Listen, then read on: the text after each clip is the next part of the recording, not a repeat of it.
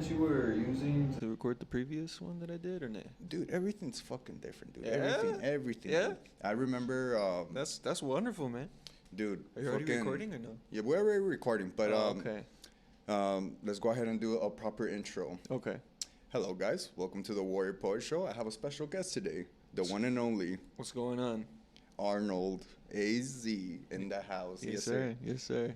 Yeah, man. So everything's different, man. We this is the 2.0 version of the podcast. It's not You'd what s- you remember. You'd say 2.0? I would say 2.0.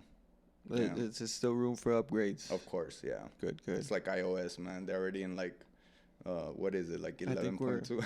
I don't know, man. I think we're on 16 now. Yeah, yeah. So there's room for improvement always, and I think that was kind of like what happened, the downfall for the last few episodes, because I was like, the quality is just horrible, man. Like the content, whether it was good or bad, the problem is that even I couldn't tolerate going through a whole podcast, because the Yeah. audio was so horrid, Okay. And then how does GarageBand treat it? GarageBand is cool, dude. It's a very simple. I mean, you're not gonna get like professional levels. Of course not. Right. I think Audacity and PC is a little bit better, more versatile. But this is a more cleaner interface. Okay, okay. Yeah. Did you upgrade anything else, like the mics or anything? The mics have been upgraded. Really? Yeah. The ones I Look was at you. the ones I was working with Look were like at you. $30 from Amazon. Hey, man, you got to start somewhere. Yeah. But the problem is that you start somewhere, and this is my problem. That was my own personal problem. I started somewhere, and I didn't like where I was at, and then I stopped. But then I was like, I don't like stopping either, So, Right. So you kind of have to like pay to play, Yeah, So I get you. yeah, most definitely, it's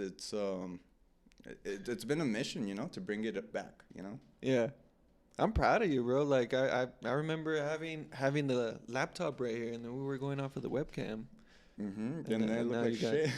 I mean, it was something. It was Yeah. something. Yeah, but I mean, we weren't gonna be able to display this fine jewelry, man. You're all iced out this Yeah. time around. I've you know? always had Fuck. an infatuation with jewelry, Dog, man. that's why I had to bring the coat, Bringing too much ice in the house, I get you. It's getting cold. I feel you, bro. No, I mean, I love your coat. I like the fur on it. I appreciate it, man. Leather, Where'd you get it? JCPenney. I swear I shop for my suits, bro. Every suit that I have, except this one, is from JCPenney. I just do the alterations myself. Yeah, this has been altered by me too. Oh, really? Yeah, so people cannot go out Right. to JCPenney and buy it. Right. So that's what's cool about our style, Like people cannot just go to the store and buy it, and then, it's like you have to like be creative about it. Yeah, I get you. And that's what I like about your style in particular. It's like it's so foreign to anything I have ever seen. You think so? I think so, dude. I mean- because like you're adding a lot of different elements to elegance. You're taking it to a different realm. Elements to elegance. I like Yeah. that. Okay. Yeah, I mean, like the jewelry part, I've always been infatuated with jewelry. I grew up with the music that talked about it. So I wanted to incorporate that into my suits and stuff like that. So that's why I wear so much jewelry. Okay. So you're just paying an homage to like what you like would show reverence for as a Right. kid, Everything has a meaning. Yeah. Everything that I wear has a meaning. Yeah, I remember I got kicked out at 13 from my home because I pierced my ear, man. Oh, Yeah. you had those parents. Yes, dude. So it's like I recently re-pierced my ears, dude, because they had closed. I'm like, you know what? This is what I fucking wanted all this time, Yeah. This is the one thing that I don't feel like it was like an idiot like teenage thing, Yeah. It's jewelry, And how do I say this? It is weird because we tend to portray this image, But to me, it's like my question to you is like, how genuine is it in terms of who you are as a person? How genuine is Yeah. like what I wear? Yeah. I mean, everything is what I see myself wearing. Yeah. Because I don't know if you remember me in high school, I was wearing baggy clothes and all that. Right. That was just me just trying to be comfortable. But society is always going to judge you for how you look, no matter what. So the way I see it is I wear that stuff because you don't know who your next boss is going to be. That, and I've always liked the elegance of being formal and being suited up to the T, being sharp. So I kind of have that. I'm sorry about that. Very good. I kind of have that personality because at dinner tables I'm always making sure that my forks and knives are placed at a certain way, and then when I'm done eating I'll place them to make sure that if anybody knows that kind of culture, I guess, Right. will know what kind of message each fork is placed and all that, because you know how afterwards you got to place them differently. Afterwards? Yeah, when you're done, like you finish your plate. Because there's a way to put your forks and your knives, your silverware, to tell people that you're on pause, that you're going to come back and keep eating. Okay. So it's like I'm gonna use the restroom or something like that, and you set up. Right, you pause it. Oh. I think shit. pause is when you put both utensils that you're using parallel. It's either that or like at an angle. I think it's at an angle, actually. Well, you're making a interesting point.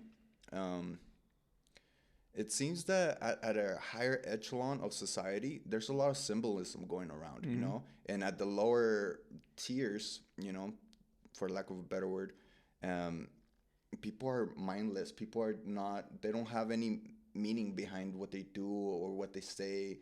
They're just like paper, plastic bags being Okay. swished around like air. Yeah. And high achieving individuals, people who care, people, and quite frankly, I think that is the first step. It's like taking care of your image, taking care of how you look, you know.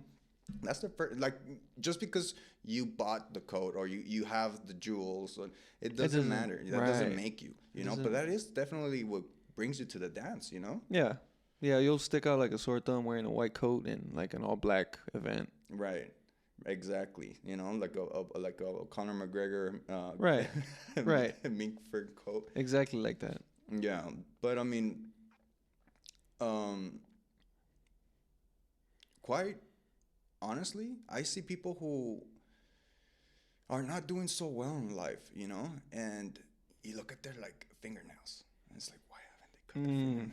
You know, it's like you start noticing shit like that. It's like, Yeah. man, like these little things add up, whether they're for the good or for the bad.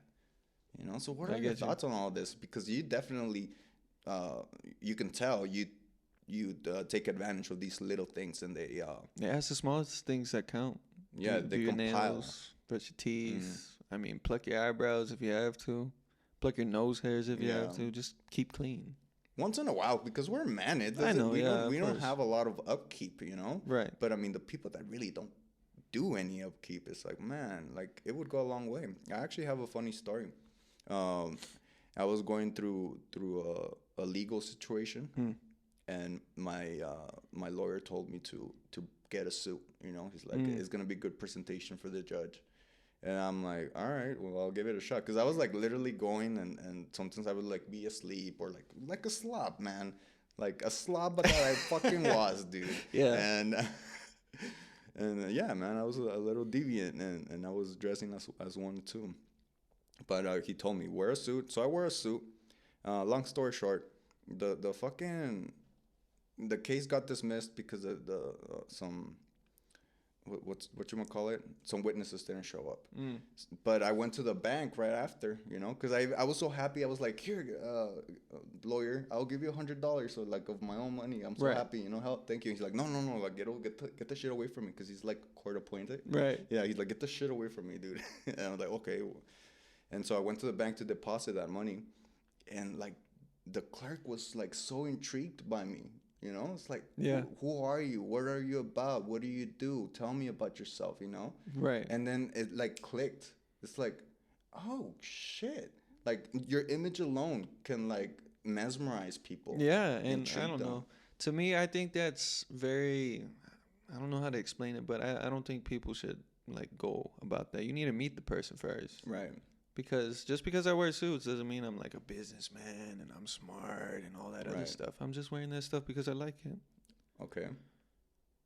Yeah, I like that. I like that a lot. Don't judge a book by a cover. Yeah, I you don't. know? I never like that because a lot of the times also, I mean, in school I was just trying to do my own thing. I was an A/B honor roll, like that type of kid. But yet I looked like the way that I looked. I had baggy clothes, and I remember a bunch of teachers used to come up to me and tell me, "You know what? I thought you were gonna be like a troublemaker. Yeah. You're gonna give me a hard time, but you're basically the best kid." And I'm like, honestly, I'm just here to do my thing and get out. I don't want to cause no problems. Dude, I mean, you and I had like this thing in middle school where like, I mean, when I first met you, I thought you were like a quiet motherfucker, you know? Yeah. Like you have to like be boys with you, you know, to Yeah. like get. But you're actually quite reserved, you know. Like people would probably look at you right now and think, "Wow, this guy is like very eccentric, exuberant, etc." Right? Right. But in reality, you're probably still there's still some of that like reservedness. That There is, yeah, mystique, definitely. You know, Definitely. I try to keep myself like to myself. low key. And Yeah. only the people closest to me know me for who I am. Yeah. Yeah, and I'm sure you've evolved, you know. I'm not gonna pretend that I know you now, but when I did know you, you were one bad motherfucker, man. You were one What do you bad mean? motherfucker. What was that? What, No, what gave you that? Just nobody would fuck with you, man. I mean- I think, okay, you could say, okay, because I'm big and tall, or because I'm chill. But I think it's because you were one bad motherfucker. you No, know? I'm pretty sure it was because of my face. Cause I don't smile for anything. Really? Right. Yeah, I carry that, I guess, resting bitch face. Okay. I carry it everywhere. But inside, I mean, I'm happy. Like, my girl, she likes to say, "Show me your surprise face," and I'm like, I'm pretty surprised. I'm pretty excited. But it's just my normal face. It's just what I am. It's just how I carry myself.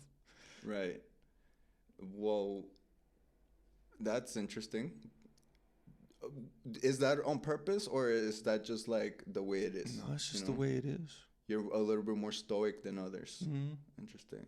Like Yeah. I could be like, I don't know. If you see me in public, like say for instance, I don't see you. You're walking. I'm walking. In public, I'll just be going straight to where I need to go.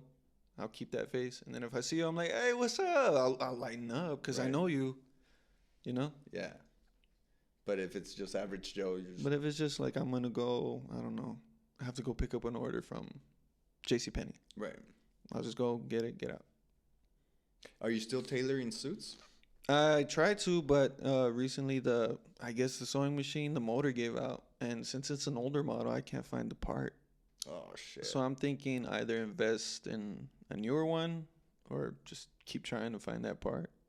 And what is the science behind or the rule set?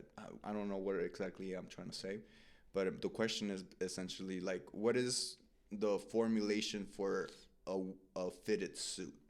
If you want it tailored, so there's tailored, there's slim, there's skinny, and then there's relaxed. Relaxed is like you just buy it and there you go. You just have it like free. Yeah, like the ones that lawyers wear and shit. Like Yeah, that. they look like a box. Yeah. Yeah. And then Not my lawyer. That guy was a handsome man with a very fine suit. You are I the bet, shit. man, I bet. Lawyers, I mean, they're always dressed to the T. Right. The good ones, at least. Yeah, the good ones.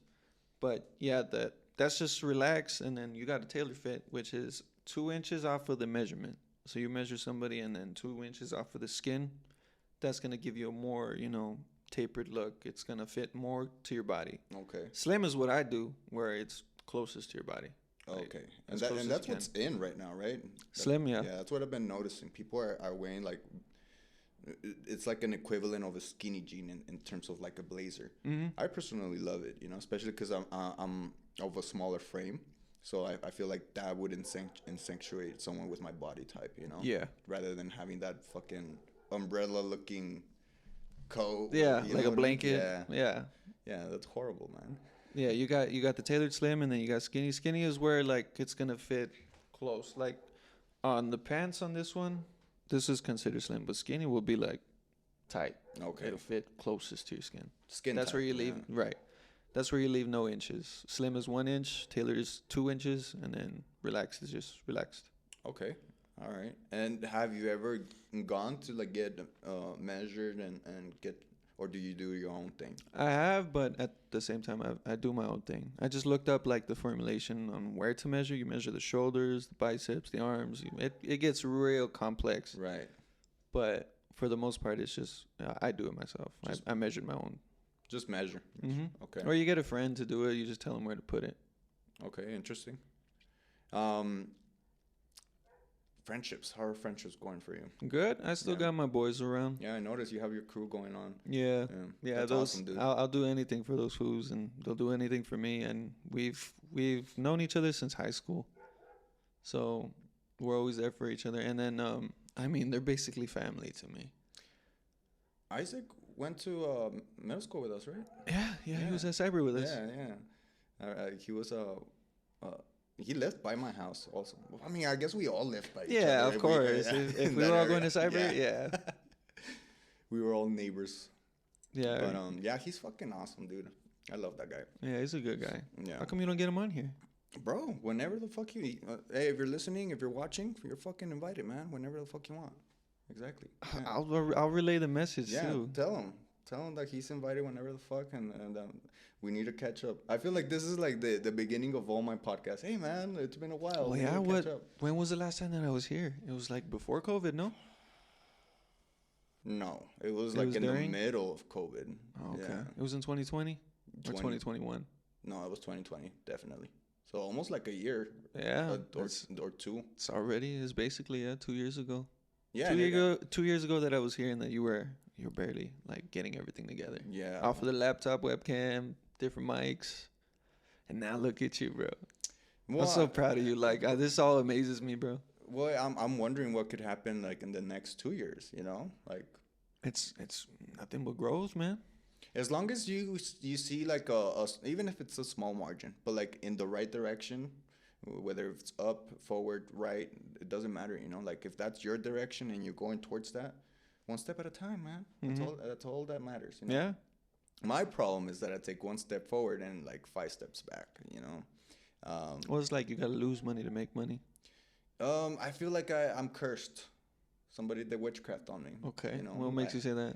I could see the light at the end of the tunnel, and then it turns out that like the tunnel's infinite, and it's just like a little trick, you know? Yeah. Because you always stumble onto some pile of shit, and Some like Silent Hill crap, huh? yeah, the demons come out and play, you know. Last year I got in a massive car crash. Really? Yeah, and I mean, I'm here, you know, and Yeah, thankfully. thankfully. But man, I feel like it's not fair, you know. I've seen horrible crashes, but not as bad as mine. Not as bad as mine. And these people didn't make it out. And Oh. I got out with just a few bruises and like I have a scar on my foot. It's like literally like a quarter size, like because like a piece of my skin like got ripped out, you know. Yeah. Yeah. So I did like 3 flips off I-10. Damn. And then I landed like outside of like near Jaguars.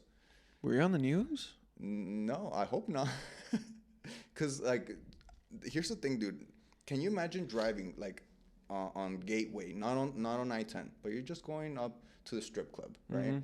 You're on your way to the strip club or whatever, or to Shamali Fort. You're gonna get yourself a new truck. Yeah. You're going to get yourself a new truck, and fucking you just see on the fucking distance 1 flip, 2 flips. This motherfucker's out of the highway now.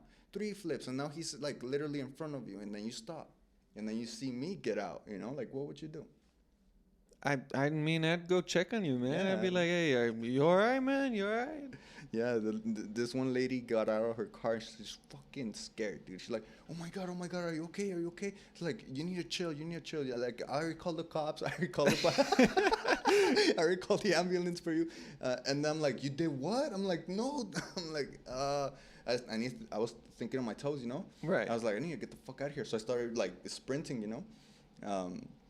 And then I realized that I was missing a boot. Oh, And damn. my phone. So I was like, It's that adrenaline. yeah, It makes you forget about I everything. need to get my boot and my phone. Couldn't find my boot or my phone, so I just dipped like that. And yeah, Damn, bro. Well, I'm glad that you're still here. yeah, I am too. You know,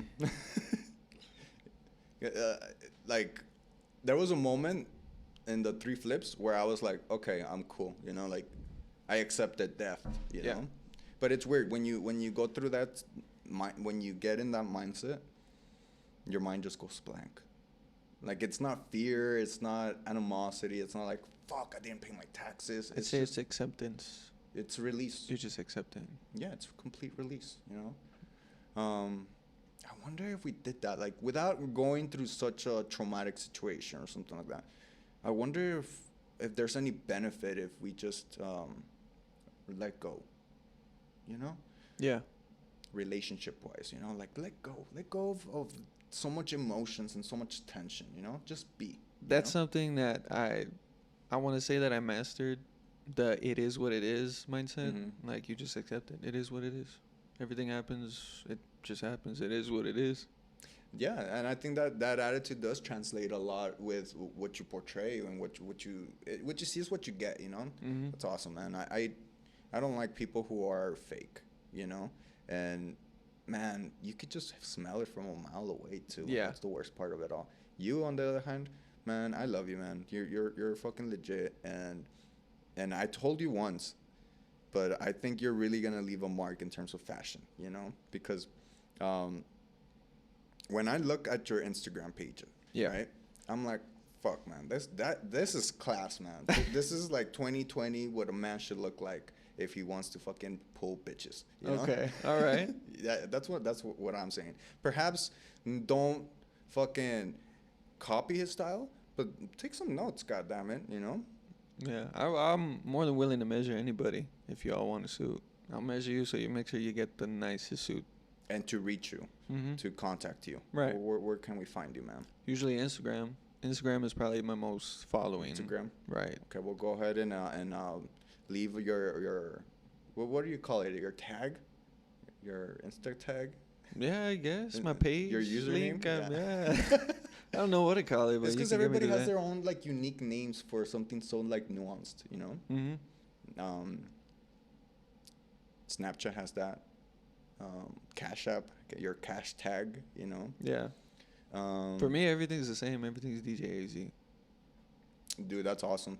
I wish somebody wouldn't have used the same username that I used on Instagram, on Twitter. That Yeah. way it could be congruent, you know. But have you been keeping up with what's going on in Twitter? Nah, what's going on? Well, Elon Musk bought it out. I know that. Okay. I know he bought it. So here's what, and I'm sure this is just media that's talking, you know. Mm-hmm. Mainstream media just likes to like blurt out nonsense, you know. But Right. essentially, what's going on is that there's a lot of internal chaos in the company, you know. I know he fired a lot of people. He's firing a lot of people, you know, and a lot of people, a lot of celebrities are saying that they're gonna leave Twitter, you know, and I'm sure they're not.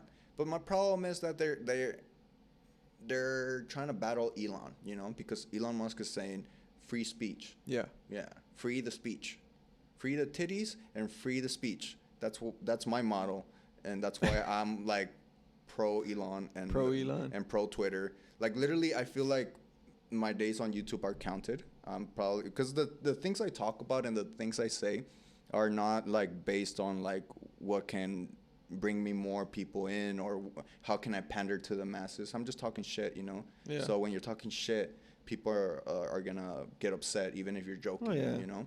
So, and I sometimes like blurt out dumb stuff too, you know. So Have you ever like gotten demonetized? no, I've never gone in a Well, that's strike. good. That's good. It's right now it doesn't matter, you know. But once it gets a little bit more woke, a little bit more like cancel culture gets a little bit stronger.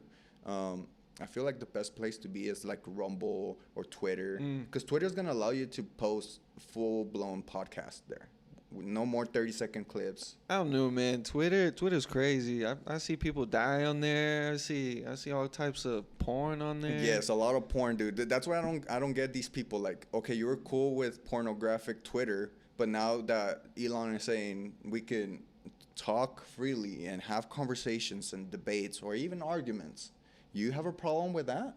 So you're okay with potentially a 12, 13-year-old kid having access to a Twitter account, because if I didn't know any better, or if I was a little bit older and my child came to me and they said, I want to start a Twitter account because I have to ask for permission for everything I do on the internet. Right. And I didn't know what Twitter is exactly. I'd be like, yeah, of course, you know, because it's not Pornhub. It's not fucking this, that, and the other, you know? Yeah. But next thing you know, it's fucking worse. Bruh, sometimes I'd be scrolling, like, and then boom, it pops up, and I'm just like, what the hell?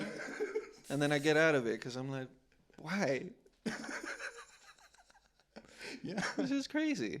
Yeah, it's ridiculous, man. The amounts of porn that is on Twitter it's insane. I think porn should be where porn is designated at. Mm-hmm. I think you should work to get to that area. It shouldn't be that accessible. Accessible. That started confusing my words too. Yeah, it's a little wordplay I got going on there. What are your thoughts on what porn is doing to young men in particular? What's happening with young men? I'm blind, man. I'm just Really? trying to do my thing. Bro, good for you, man. I think I tried to do that. Like, I made this example.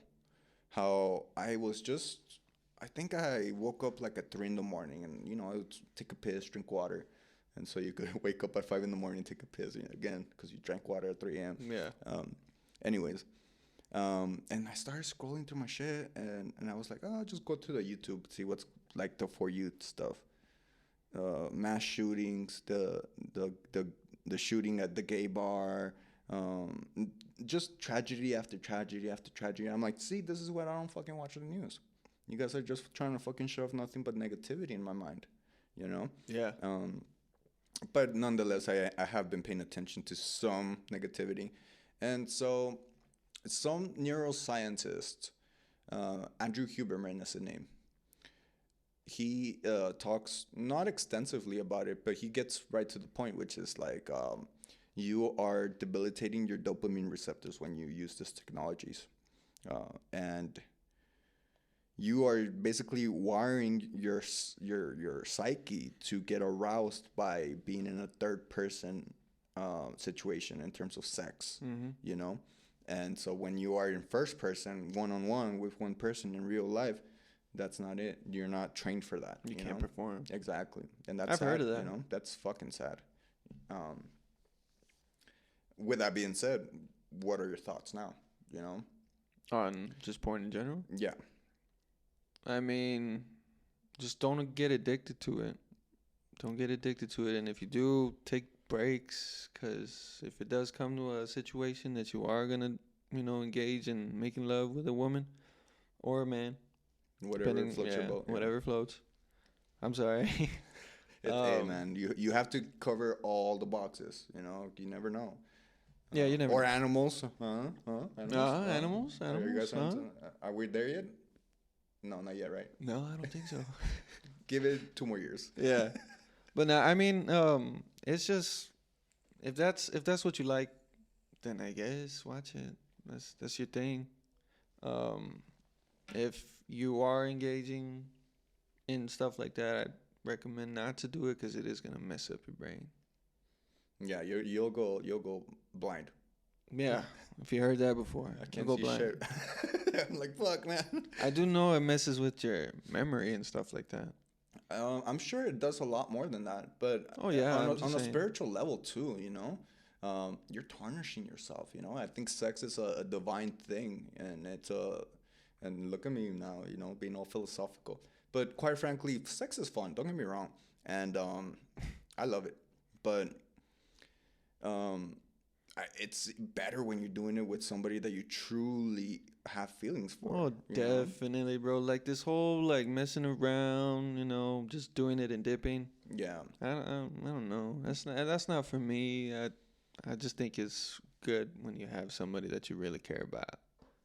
Well, this culture that we got going on in terms of dating and just being passed around, men and women, it's debilitating for our society, because we're not building strong communities through families, because baby daddy's over there and boyfriend's over here and sugar daddy's over there. You don't give a fuck about any of these men if you're a woman, if you're living that kind of lifestyle, and you don't have respect for them either, Yeah. So our job, and that's why I'm bringing up the pornography and all this shit, because what it does to you on a very fundamental level is that you lose respect for yourself, Mm-hmm. If I don't respect myself, I cannot expect you to respect me. Yeah. I cannot expect you, And so same goes for women, and women more so, I feel like men, we understand hierarchies. We understand, okay, that guy's fucking 200 pounds, like a meathead. I'm probably not going to mess with that guy, etc., But even if it came to the point where like I'm being disrespected by that same meathead, I have the choice to smack him across the fucking face and earn my respect, you know? If a girl, a fucking 100-pound, you know, tiny little damsel in distress, Okay. smells the weakness in my aura, in my presence, and she starts talking shit to me, what the fuck can I do there?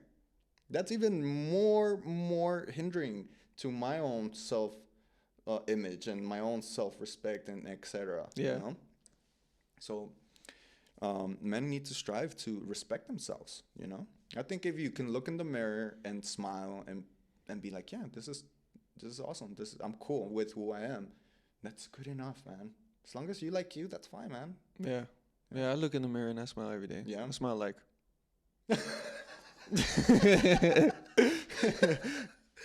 Fucking Arnold. Just like, yeah, Okay. I am so excited to be alive. Exactly, bro. That's so crazy, man. I feel like we live on different ends of the spectrum, but we can meet halfways. Oh yeah. Because I'm more emotional, honestly. Really? Man. Yeah, big time, dude. Nah, as the last one, I remember you called me out saying that I'm a man of small words, and I am a man of Yeah. small words. Small words, big actions. That's Right. That's I what just get straight to the point. This is Yeah. what I mean. I like that, dude. I think people who dilly dally like I do have either something to say or nothing to say. You know, I've had a lot of conversations because it's a podcast, Mm-hmm. and so outside of podcast though, like that's kind of like my personality. You know, I like to conversate, and sometimes I'm talking to motherfuckers and they're not getting anywhere, dude. They're talking and talking, but they're not getting anywhere. Oh my dude. God, yeah. Yeah, I've met some people like that, and I'm like, And then they circle back to where they started. You're like, oh man, what the fuck? I'm just like, was in the conversation already, man. Come And I'm on sure it's now. more annoying to you because of the way you communicate, you know? Well, I mean, I got a lot of patience, and that's another reason why I want to like go into psychology because I have a lot of people patience. I'm patient with anybody. Now, do you want to treat people? I would love to treat people because I know, like right now, there's a lot of psychological downfalls, Yeah, dude, especially in men. Money's, Right, bro. yeah. It's because, like, we still haven't realized that this is the best fucking time to be alive. We still don't realize that, you know? Mhm. Like, think about it 20 years from now, or like our parents. They couldn't have the fucking opportunity to just be like, yeah, I'm going to start up a podcast and do this. Yeah, that, and the no, other, yeah, you you're know? right. You're completely right.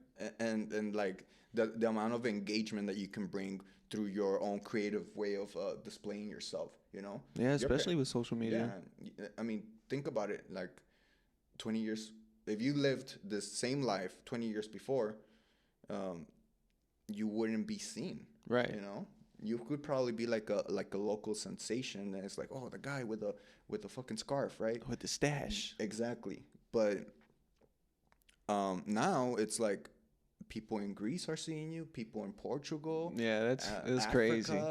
It is crazy, man. And I think, you know, well, let me ask you this.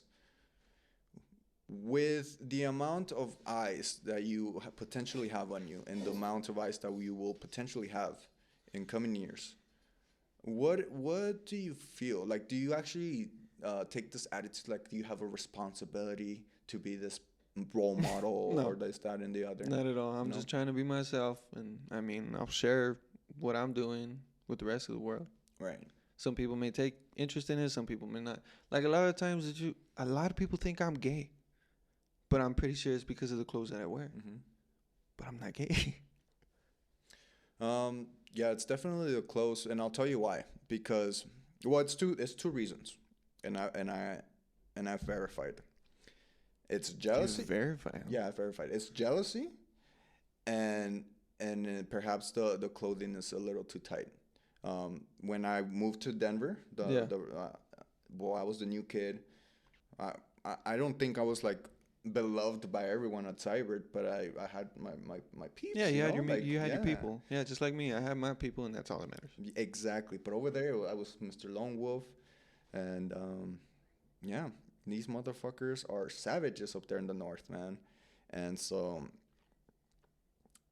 there was this motherfucker who would ask everybody or would tell everyone to come up to me and ask me if I was gay, you know? And, you know, because I would wear skinny jeans. And Yeah. quite frankly, because all the fucking bitches were on my dick. That's why, dude. And I'd say, okay, the reason why they're pointing the finger at you is because of the skinny jeans, but the real reason they were even inclined to point the finger in the first place is because they're fucking jealous. Dude. It's envy. Envy, and I've seen it in myself. Justin Bieber's getting all the fucking pussy, and in my mind, I'm like, oh, he's gay, or he does this, and he's okay. gay. You know, oh fuck that guy, he's Really? gay. I'm You know? I'm more like, oh, that's good for him. I am now. I mean, it took me a while. You know, Yeah, yeah, I get you. it took me a while to be like, huh, you know what? His music is actually pretty good. As long as you love me, you know, Yeah. like fuck. His voice is silky smooth, and he deleted. He dated Selena Gomez. Oh yeah. Well, deleted also. So it's like mad respect, you know. Yeah. Like that's what we need to do as men. We need to show love and respect for the people who are actually up, you know, because Yeah. your time's coming up. Your turn. You're next, man. You're fucking next. All you need to do is just be patient and just be happy for the wins that your boy or your brother is having, you know? Yeah. Yeah, a lot of fucking jealousy, man. I don't know. I'm all about positivity. So if I see a dude in the suit, I'm like, hey man, you look nice. You Yeah. look good. Yeah, you made me feel good, man. If you say the jacket looks good, man, that's Bible, dude. Yeah, hell yeah. Yeah. The jacket looks clean, man. Fuck yeah. Yeah, and then making me blush. No, yeah, but does it bother you though? Like when people ask you that? No. No, because you're very firm in who you are as a person. You know? Yeah. Yeah, it would bother me because I was fucking 13, you know, so I didn't know what the fuck, you know. But the way I found out about this guy coming up or instigating these Sending questions. people. Yeah, one guy was fucking. I guess he didn't understand the assignment, but he's like, "Hey, man." He asked me. Exactly. He pointed the finger. Oh, Yeah. true. And Okay. I'm just looking at him like, because I thought we were friends at the moment, you know, prior to that moment in particular, and then the reality just started to settle in. You know, it's like your friends who say you're your friends, but are probably snakes. And the world isn't as benevolent as you thought. You know, there's a lot of and it's not to say that that person was evil or bad. It's just like you're always gonna be at a crossroads with somebody else. Mhm. It's everybody's going in different directions. You know. I mean, if everybody likes you, I believe you're doing something wrong. Yeah, yeah. I think Being fake. yeah, because you're pandering to Right.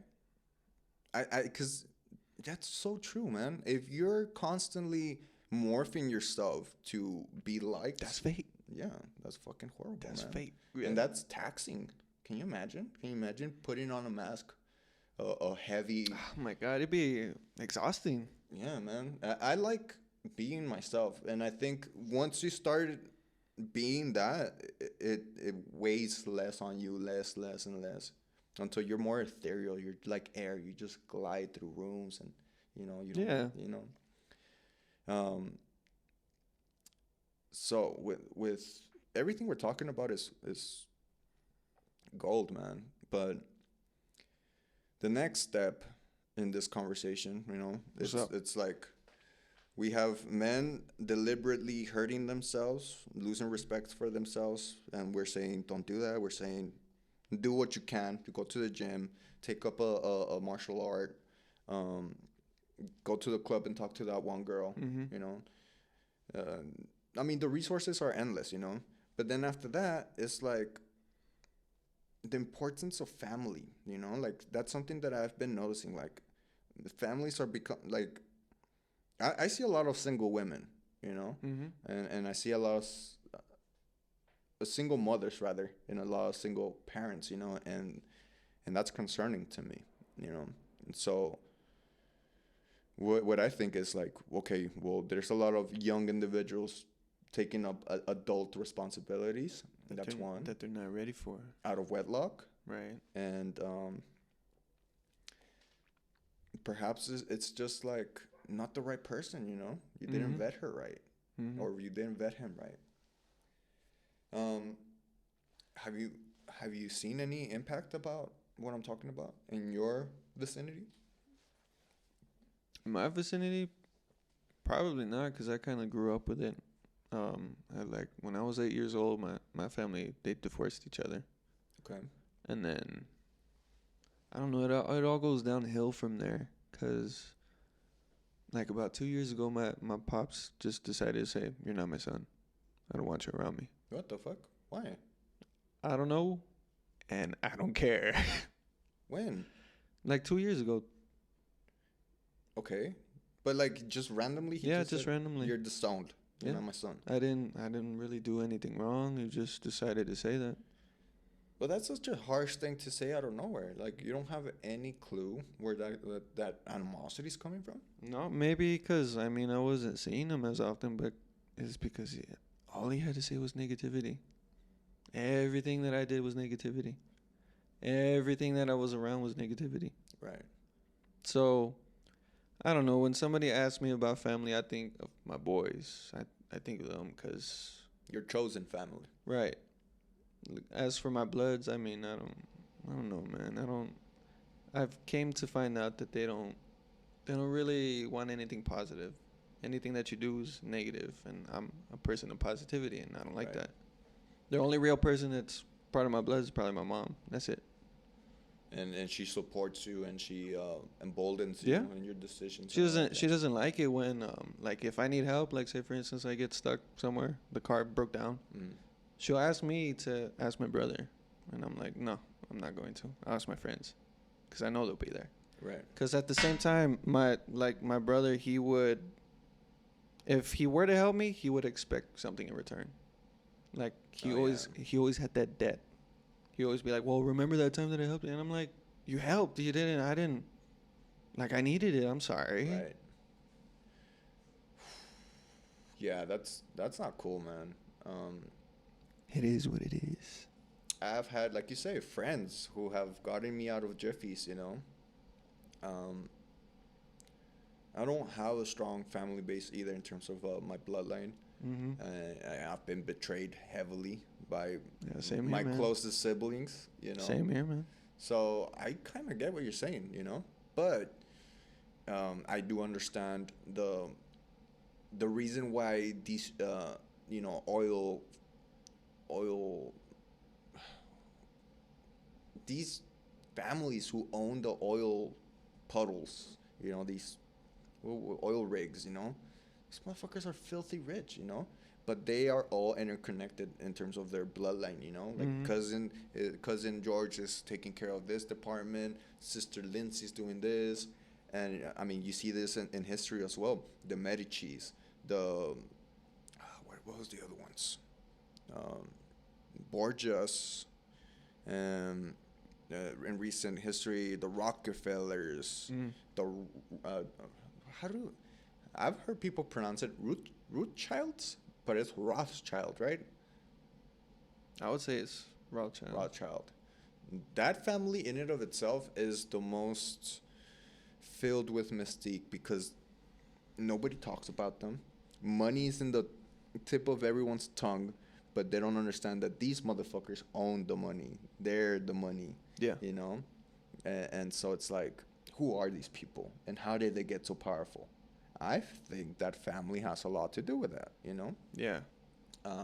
But it is unfortunate that you and I have to come up like this, and so we have to forge our own families, Mm-hmm. you know?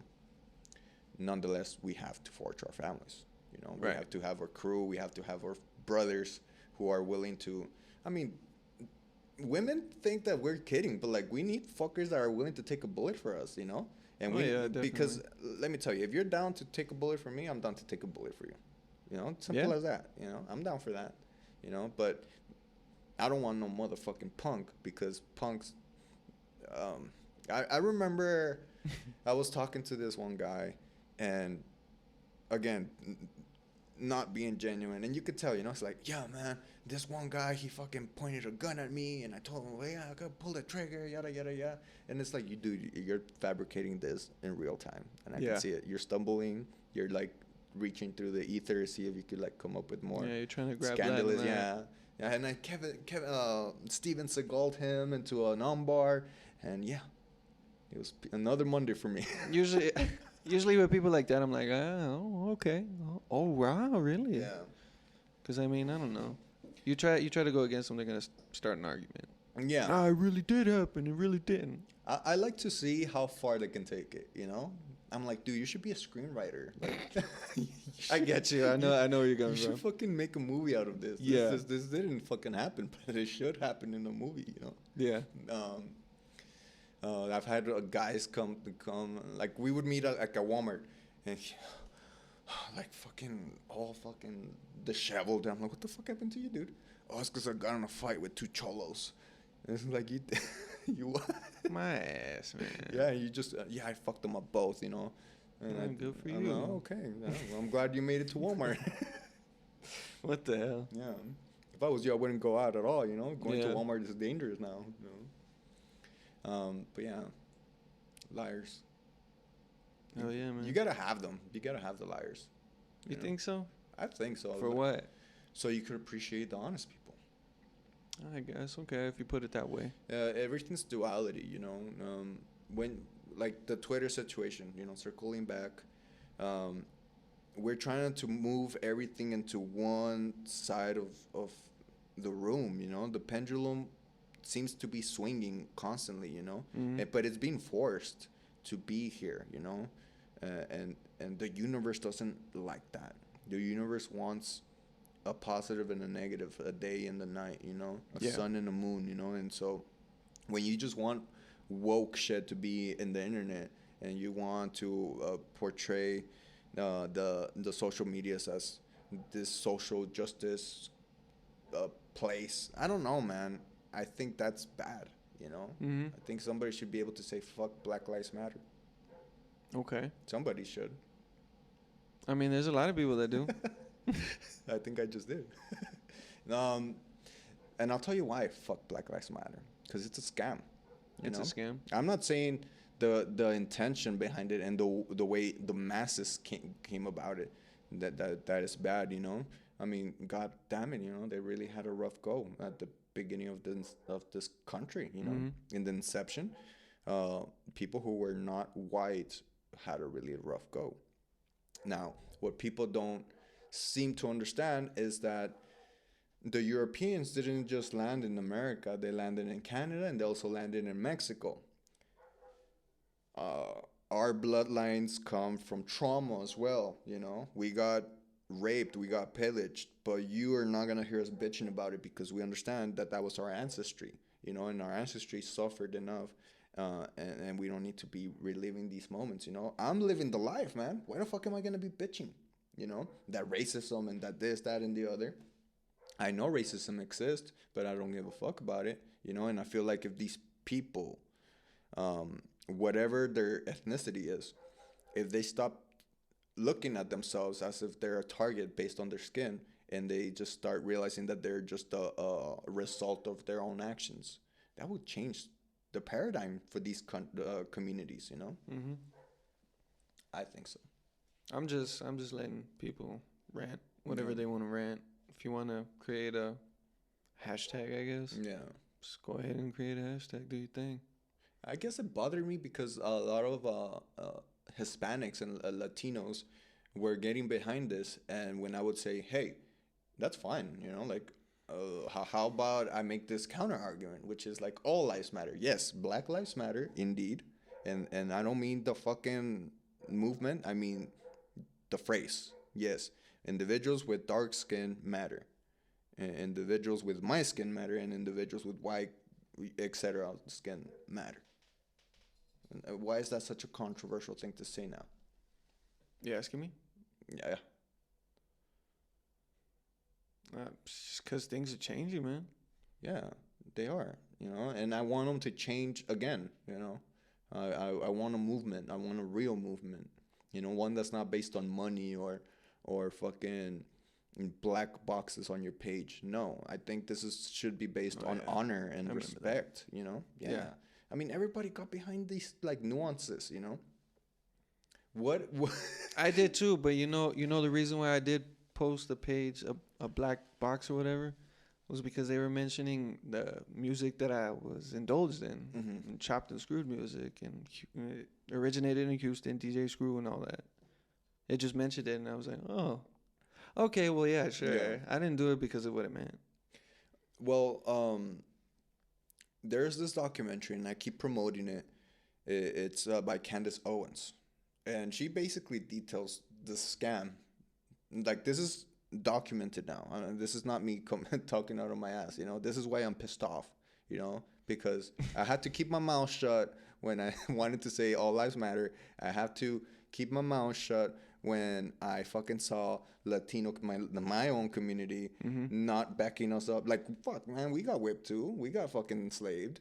You know, maybe the Spaniards were a little bit nicer to us. I don't know, but I'm sure we got some rough treatment in the end. You know, and like Martin Luther King era, Malcolm X. Yes, black people had it rough there, and man, like how iconic, like these individuals that like rise from the pits of hell, you know?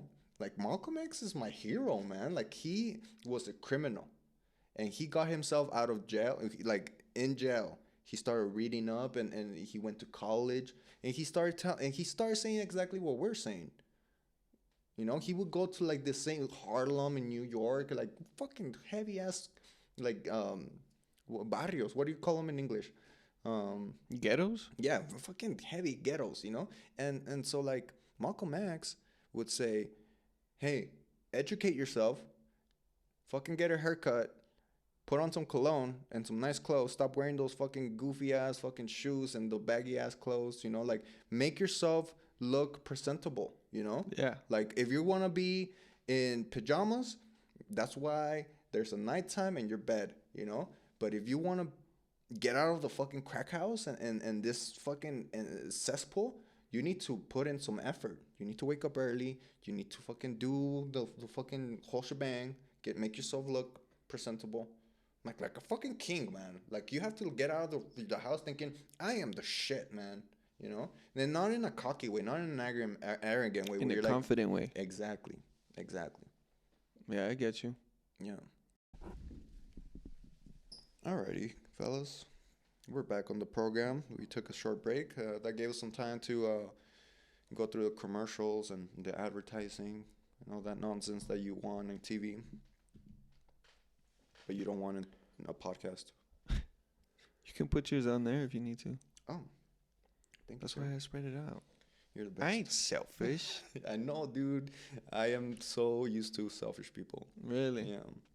No, I ain't selfish. Whatever's mine is yours. Like, if you want, you can hit mine. I don't mind. You're not sick, are you? I am sick, actually. A little bit. I'm coming out of a mild You're coming out or you're going in? out. Oh, Yeah. okay. Like literally Sunday and Monday, I was like no bueno. You know, I just felt groggy. But now I feel basically 90%. Okay. 90. Yeah. Okay. It's like specifically You're 90. loading. Yeah. Tomorrow will be 95. You know, Oh, that's not bad. I don't like operating at 100%.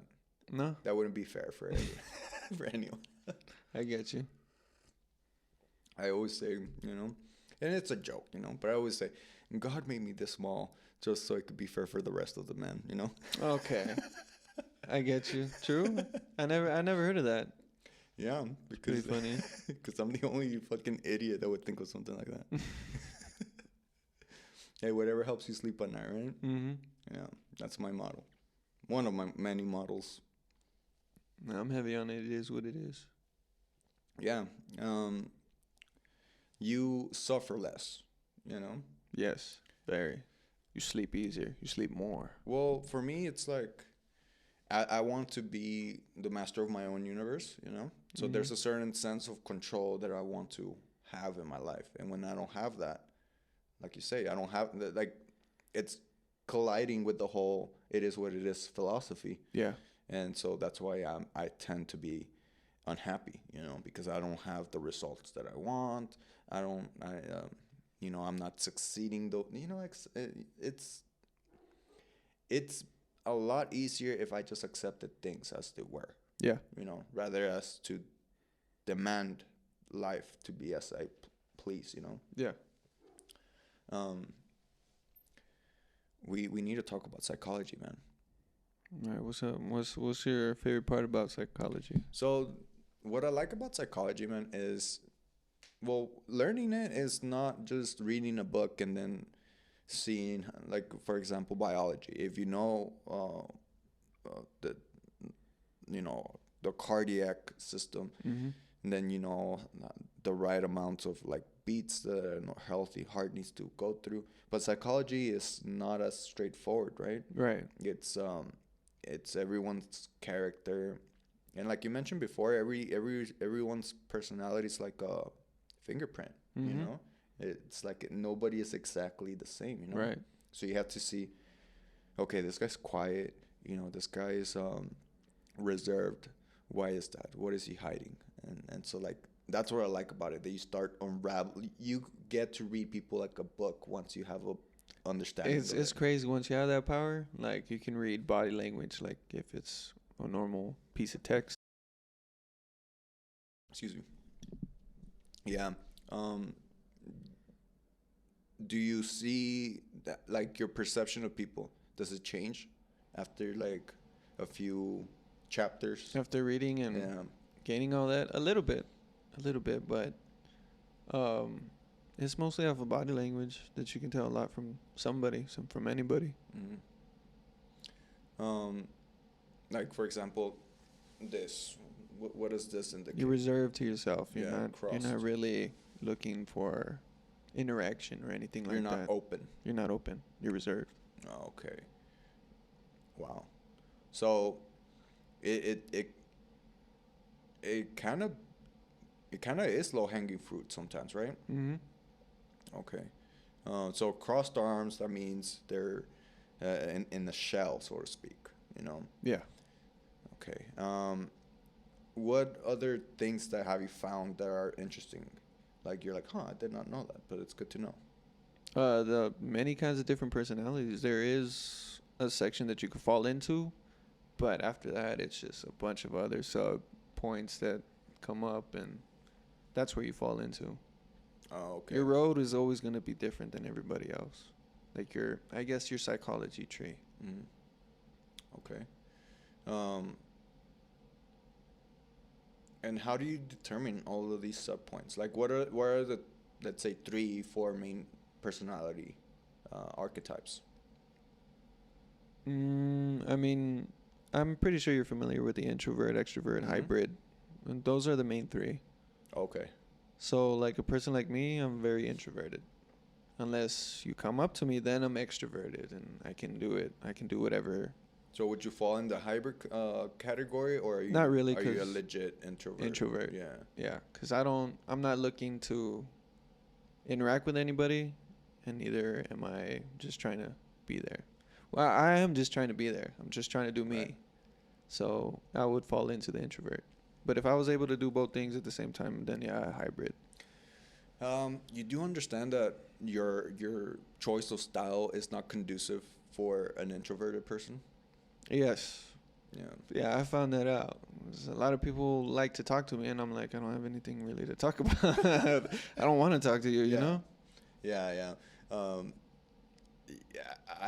I am gonna say that I am a hybrid because there are days that I can say fuck the world and lock myself into darkness, and there's days that I just want to be around everyone. Then yeah, you you're know? definitely a hybrid. Yeah. You have your days. Because it's very definite, you know, like it's not like I'm forcing myself to be extroverted and communicative and all that shit. It's like it just comes naturally, but it also comes naturally where I just want to isolate myself. Yeah. You know. Well, like for me, I won't talk unless I'm talked to. So it really falls into introvert. Yeah. Yeah, and I remember that, like, I made it a point, you know, but as kids, you were definitely an introvert, you know, very Still quiet, am. you Still know. am. Yeah. It can change over the years, which is crazy, because now that I think of it, I was very extroverted as like when I was in 3rd grade, like a child. But I mean, we were children. Right. We're always trying to play and stuff like that. But you grow older and then you start to really lean more towards one or the other, or you can be in the middle. Yeah. Well, it's whatever you find merit in, you know. Mm-hmm. Like if you like you're a man of very few words, so it's like what is the point of like blabbering about nonsense, you know? Yeah, like if you ask me about my day, I'd be like, it's good, and I'm legit like it was good. Yeah. If it was bad, I'd be like it's bad. Yeah. But if it's any other person, in my opinion, or in my estimation, I think that I would be like, it was good, only good. What's wrong?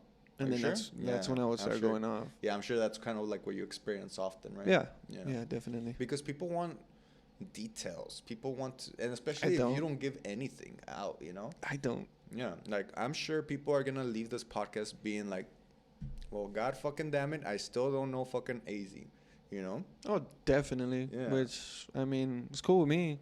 I'm chilling. Well, I mean, I'm trying to unravel you little by little, you know? But you're definitely a task, you know? Well, I'll tell you this. I'm an open book, but you just got to ask me so I can Right. elaborate on something. Okay.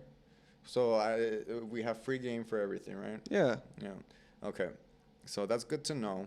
So I don't have to dilly-dally about this whole situation, you know? Yeah, never feel uncomfortable. If you do feel uncomfortable, I'm sorry. I'm just being me.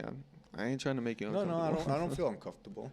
I feel at peace. I feel at home, you know? I'm with a brother. Come on, man. I feel you. I would never feel uncomfortable. But it is to be said, you know? I'm trying to get to the bottom of who you are as a person, you know? And I think that's basically what I do every single time I have someone here, you know? Look at you using psychology. Yeah. Okay. Yeah, and that's what I'm telling you. Like, I love psychology for that reason, you know, because if you have some sort of basic understanding, it makes you a more effective communicator, you know. Like, you could probably ask a question that hits a nerve, and just by, like, your micro expressions, I could be like, okay, I hit a nerve there, you know. Oh, now you can piss me off, and I'll still look at you the same. Really? Man, that's scary. Can you imagine? You know, like I pissed you off and I have no idea, and then we go out and let's go smoke a cigarette, and then I turn, boom. Oh, nah, I Sucker won't punch. sucker punch you, man. I won't do that. I'll never do that. That's whack. You've never sucker punched anybody? No, it was always face to face. Yeah. Have I ever sucker punched somebody? Yeah, I have sucker punched somebody. I don't know, man. I'm a diplomat, so I resort to words. But if it does result as violence, then it's violence.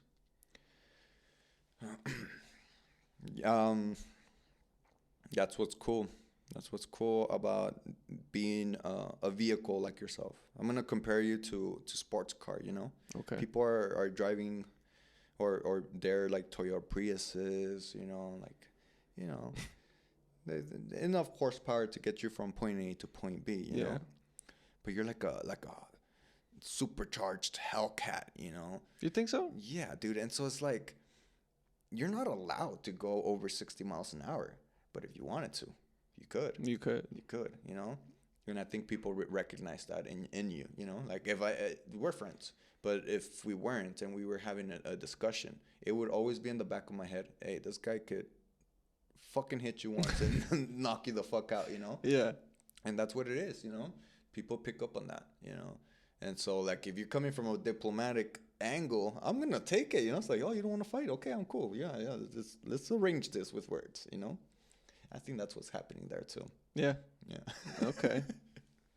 That's cool, man. Yeah, but, I mean, who am I to say? You know, I'm just making assumptions. I feel you. Yeah. What kind of designer shit do you like? Designer, I don't really like designer. You don't But like if I were to have to choose one,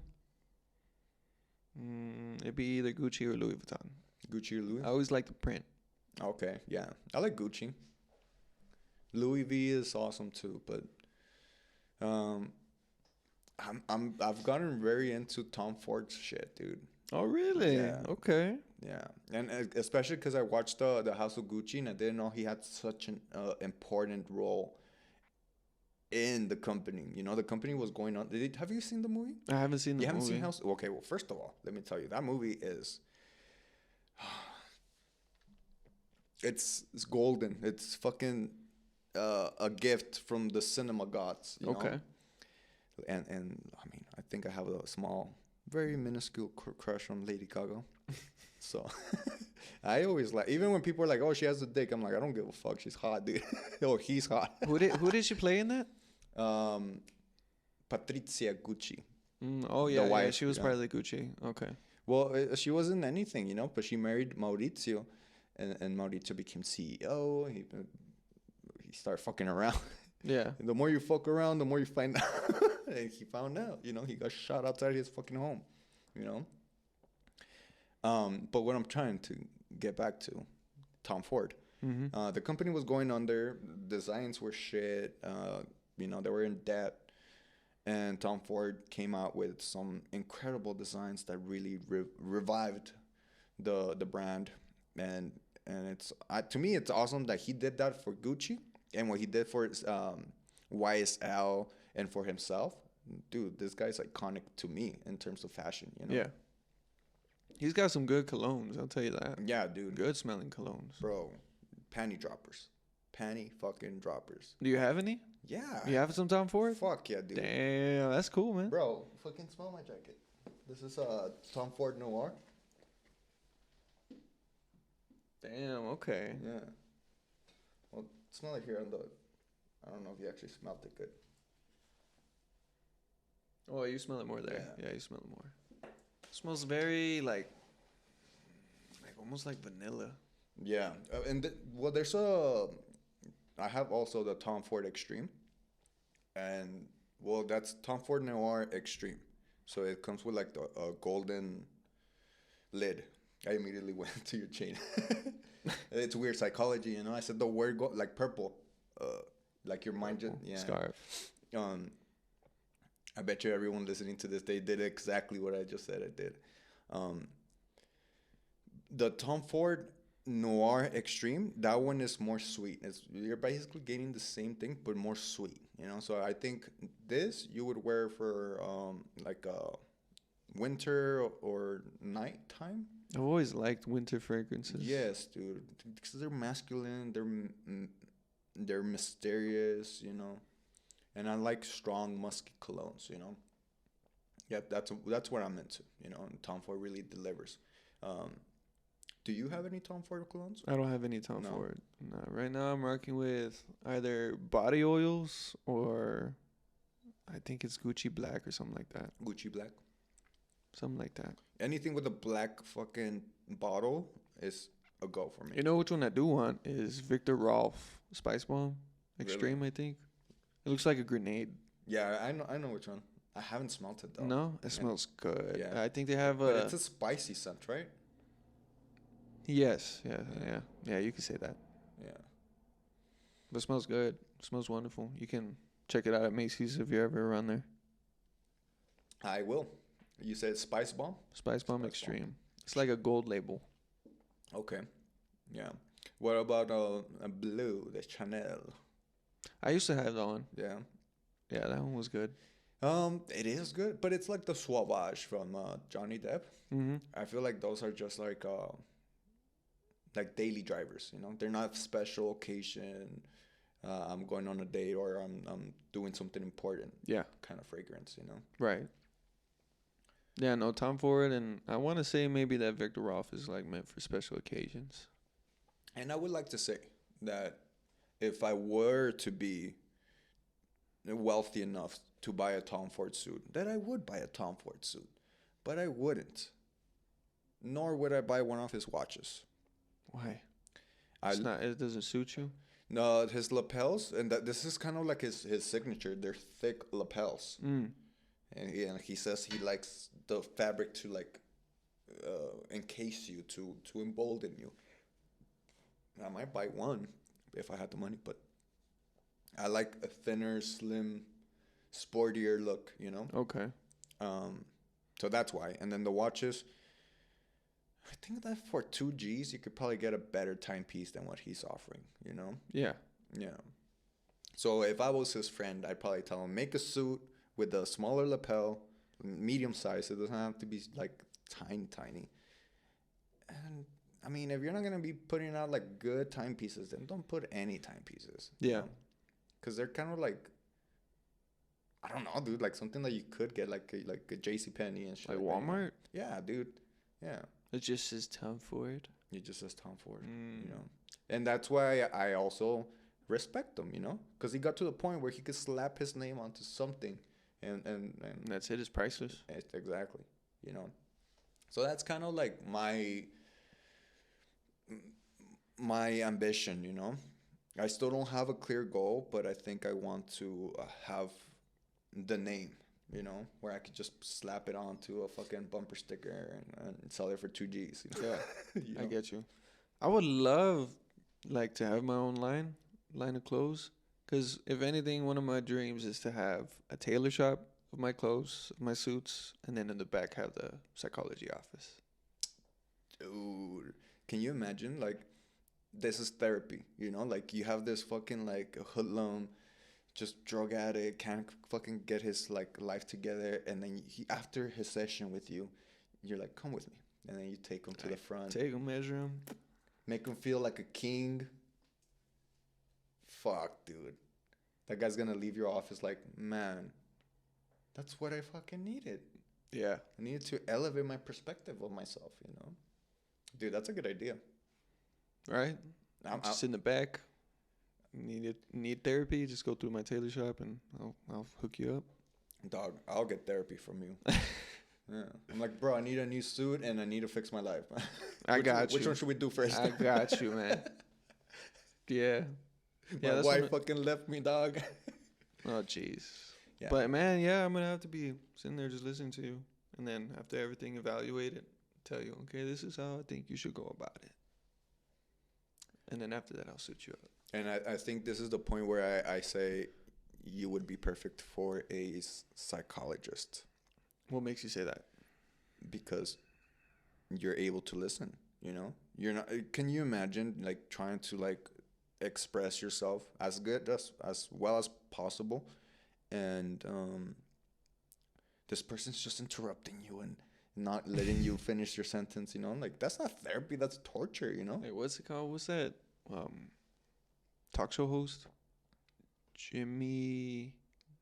Not Kimmel. Neutron. No, it's not Jimmy. Kimmel. Jimmy Kimmel and then Jimmy Fallon. Fallon. Fallon loves to interrupt his guests. Yeah, they do. They'd be talking and they'd be like, "Oh, wait," and I'm like, "Let them people talk." Bro, talk shows suck, dude. Like, I don't know why it's still a thing. Like, all these guys should be out of a job, you know? Because you're getting these super important and magnificent stars for 5 minutes, and then you interrupt them, and then you fucking cut them off for commercials. How dare you, you know? Yeah, I cut you off for tea, man. yeah. Like at least I got a Yeah, little bit of something Exactly. out of a break. Yeah. But nah, man, you should do a talk show. Well, this is This is essentially what it's growing Basic. into, man. This is you know? basically a talk show. Yeah, I mean, podcast is an unfiltered version of a talk show, Hmm. and so it's on a different level, man. I mean, my concern with the podcast scene is that attention spans. People are more into the TikToks, the Reels, 5 second shit. You know, like, give me the message in 30 seconds or less, go, and then you have to figure it out. You know. Yeah. And I'm more of a slow burning situation. You know, it's like, hey, how are you? How you been? You know. Are you on TikTok?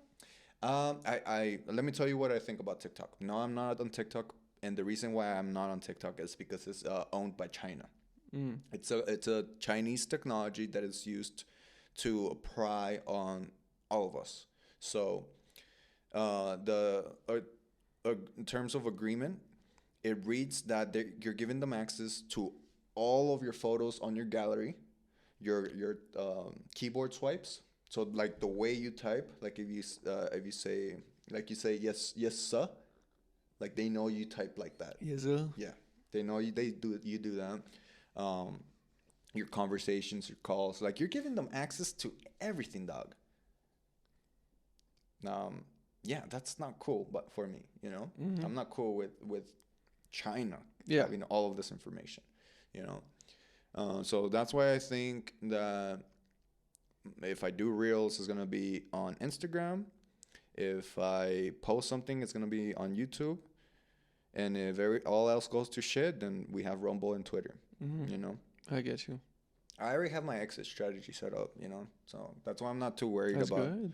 about like, cause I'm watching other podcasts, like big ones, you know, and they're so careful the way they talk. And if they like, let's say you're a controversial guest of mine, Mm-hmm. and you start talking like a lot of fucking crazy shit, you know, crazy shit, dude. Um, dude, to me it would be like, fuck yeah, dude. I'm like, yes. Yeah. but these other individuals are like, hey man, tone it down. Like, don't do that joke. Don't say that. Don't do. Oh yeah, they say that a lot. You can't say that. Yeah. I can't say what you just can't say what you just said. Yeah, It's I like, get why? you. Because my sponsors and my man.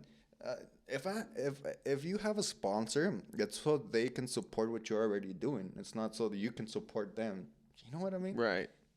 Like, They have to know what they're getting into. yeah, exactly.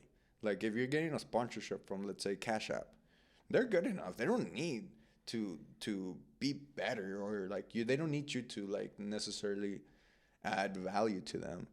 They're adding value to you. You know. So Yeah. if they're not cool with me saying, "Fuck this, fuck that," then we're not a good fit. You know, and I'm cool Right. with that. Right.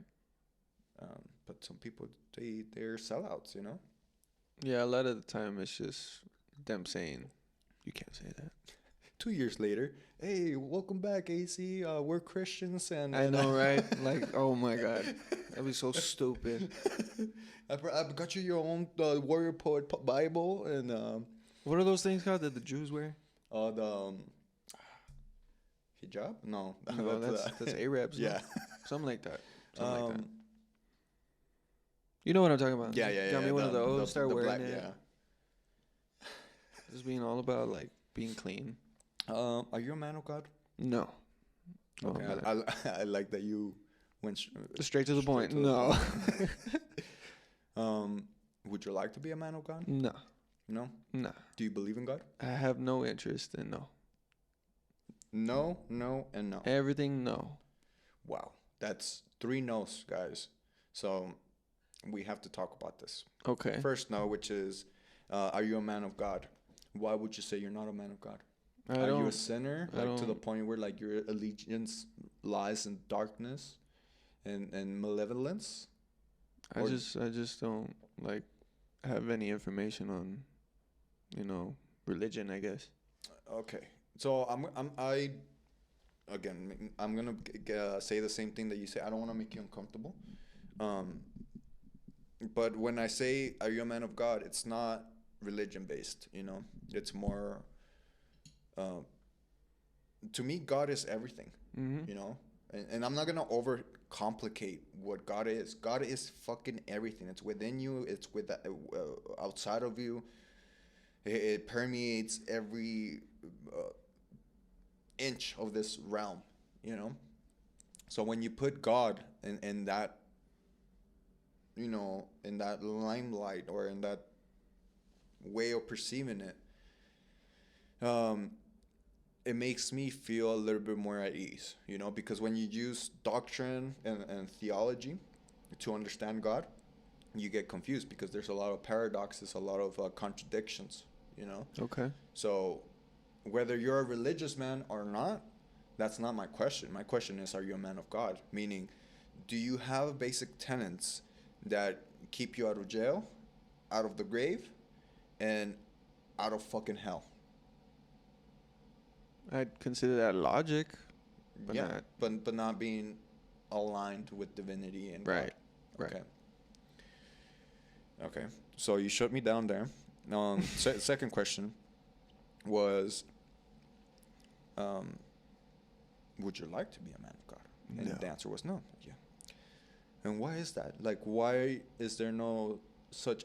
Because I'm telling you, and this might be again, because the way, if a Buddhist or like you said, a Jew tells me what God is and what life is and the way a man is, etc. Because religion does like to underline how you should live your life, etc. Right. I could probably hear half of that and be like, okay, I'm cool with that. And the other half, like, That sounds like a lot of bullshit, man. You know? So when you hear me say God is everything, that sounds like a lot of bullshit, right? For somebody who doesn't have that mindset. You For know? me, no. I mean, I support whatever you believe in. Yeah, but you don't believe in God. So you obviously, on some level, think that what I'm saying is false, right? Everybody has to have something to follow, to Mm. believe in, stuff like that. So you do acknowledge the importance of faith, right? Yeah. Okay. Um, but I'm trying to see why you're so like quick about it, you know, like you shut it down immediately, you know. We're talking about something that's beyond understanding, but it seems like you're not interested in the understanding of it. Yeah, you're right. Yeah, you're right. Why were you gonna try to convert me and stuff like that, or what? Gonna bless me? I might bless you, but that's besides the point. What I'm trying to do is I'm trying to see why it is that God is not in your vocabulary. Now, I don't give a fuck if you don't believe in God. I don't give a fuck if you don't like God or if God, forsake you. You have your reasons, or you might just not. You know, everybody, like you say, everybody has their own proclivities and their own destinies. Right. You know, their own paths. Right. You know, but I feel like my job in this world is to understand people's destinies. Why did you like serial killers? People are so interested in serial killers. Why? You know, because they don't fucking understand them. Because a normal human being wouldn't just wake up one day, chop some motherfucker's head off, and then cook it for dinner. No, that's just Right. like insanely disgusting. But like, we are attracted to what is unknown and fucking just not congruent with us. Yeah. You know, and so I'm not comparing you to a serial killer, but I'm just saying that that's where my intrigue is coming from. You know, I don't understand why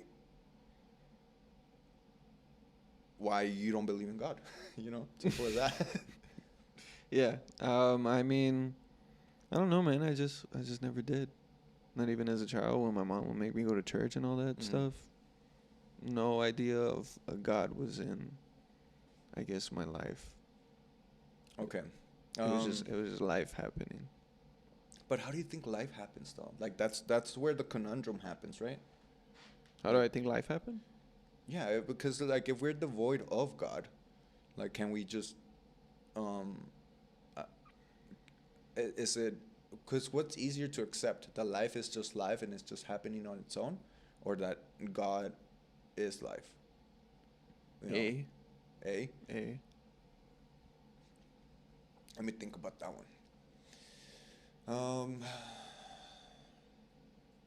I'll tell you why A doesn't seem like a viable option for me personally, because A is assuming that the universe is calibrated to such a degree that is so perfect that the solar system is orbiting around the sun without ever colliding against each other.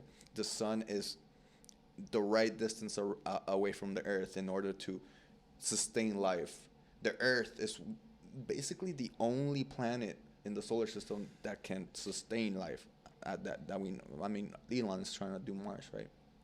But you know, all these fucking things, you know, and then when we try to play God, that's where that's where the devil lies, you know. We're doing like genetic engineering, and we're gonna be able to make you live 200 years now. All of these things are gonna have consequences in the end, you know. Mm-hmm. And I think it's just God punishing us for trying to play that part, you know. Mm-hmm. There is this section in the Bible that impacted me a lot, and it made me, because look, this is what I say about Jesus Christ. Who gives a fuck if he was real or not? Who gives a fuck? You know, walking on water. Who gives a fuck? Nobody can walk on water. chances are he couldn't walk on water. Yeah. Chris Angel. Okay, Chris Angel is the closest thing to Jesus that we've had. So it's like, yeah. But it's like, the point about all these little stories in the Bible is it's not for you to believe in the Noah's Ark or the Immaculate Conception. No, it's for you to understand that there are formulas. You know, Jesus Christ is the ultimate archetype for man. You know, he would hang around with low lives and like you say, like negativity, because he didn't give a fuck about lifting up the positive. The positive is positive, you know. He wanted to change the negative, you know. So he would hang around with horrors, and I mean, these could just be chalked up as fucking mythological stories, and I would be completely fine with that because it's like Hercules. Hercules is definitely a fake story.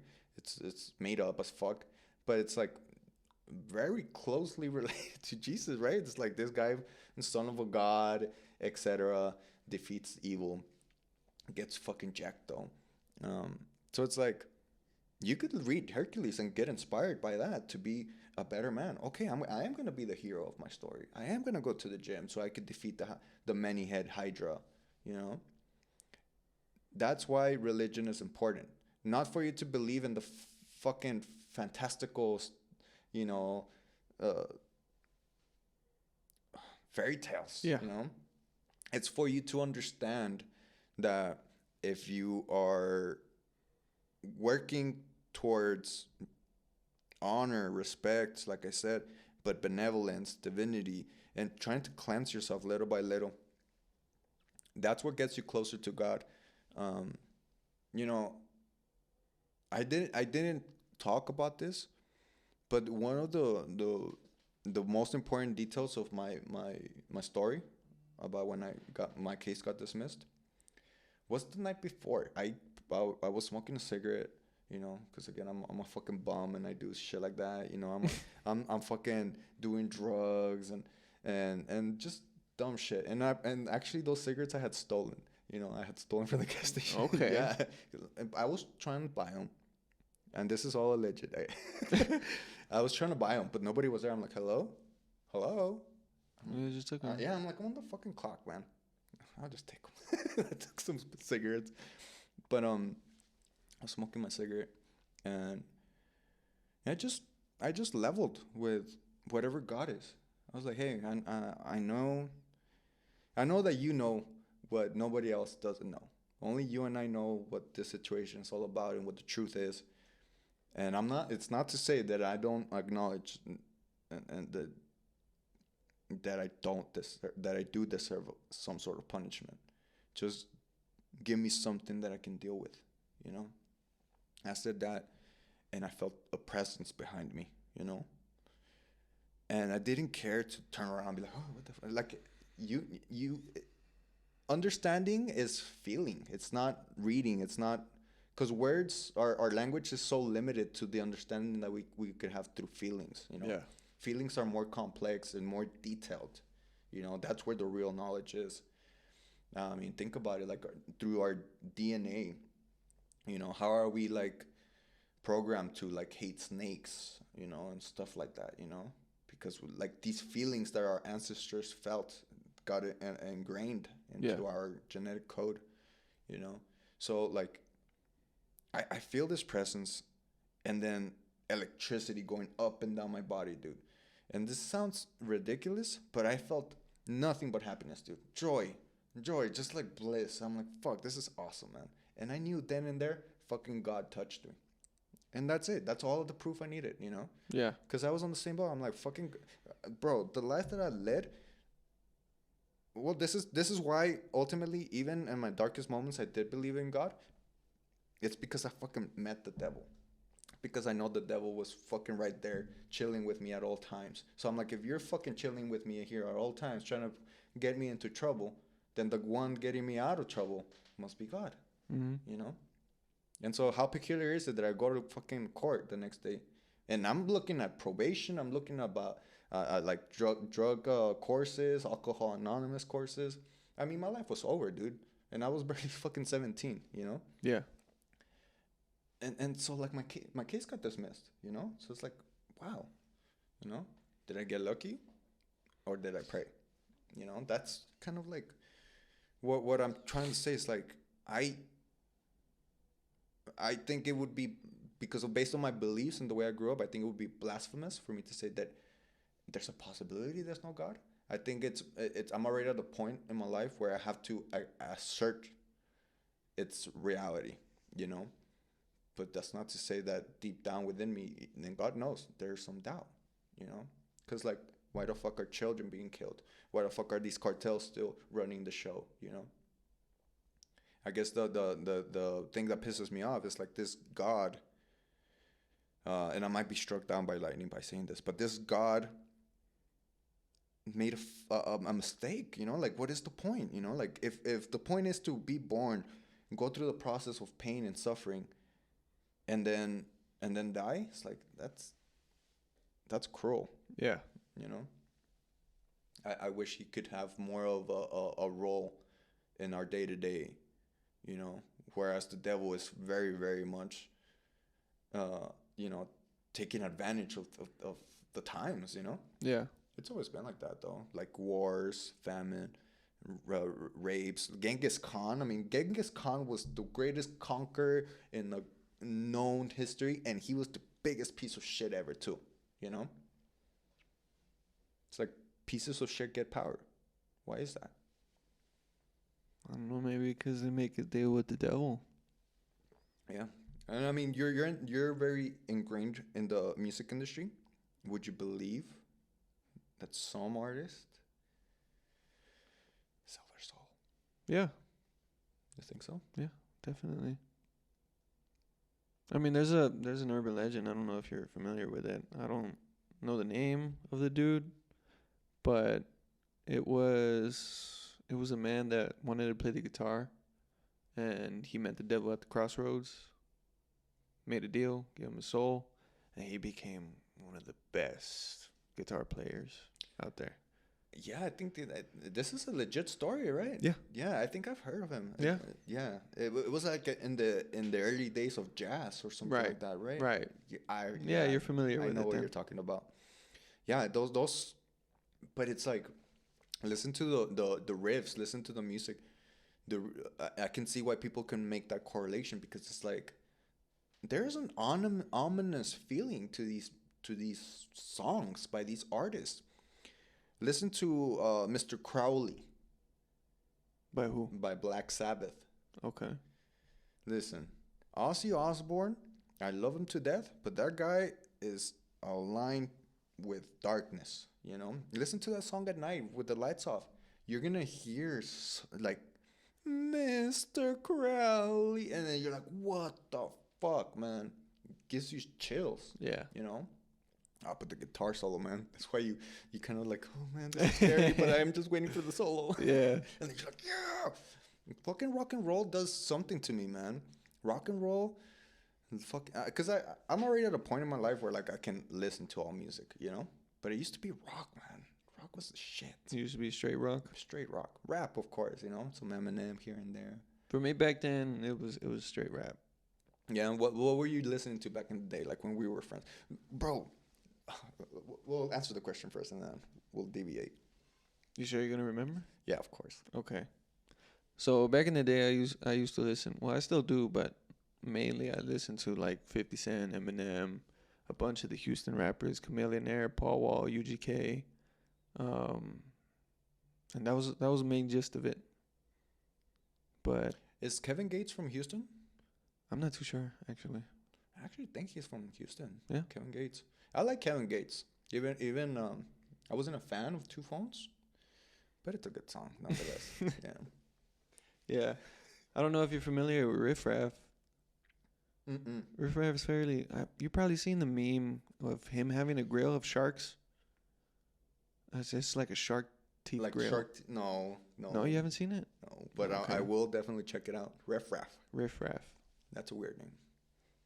I forgot what he said though in the meme, but yeah, just search up Riff Raff shark teeth, and I bet you anything that meme will pop up. Okay, let me look it up here. Let's see.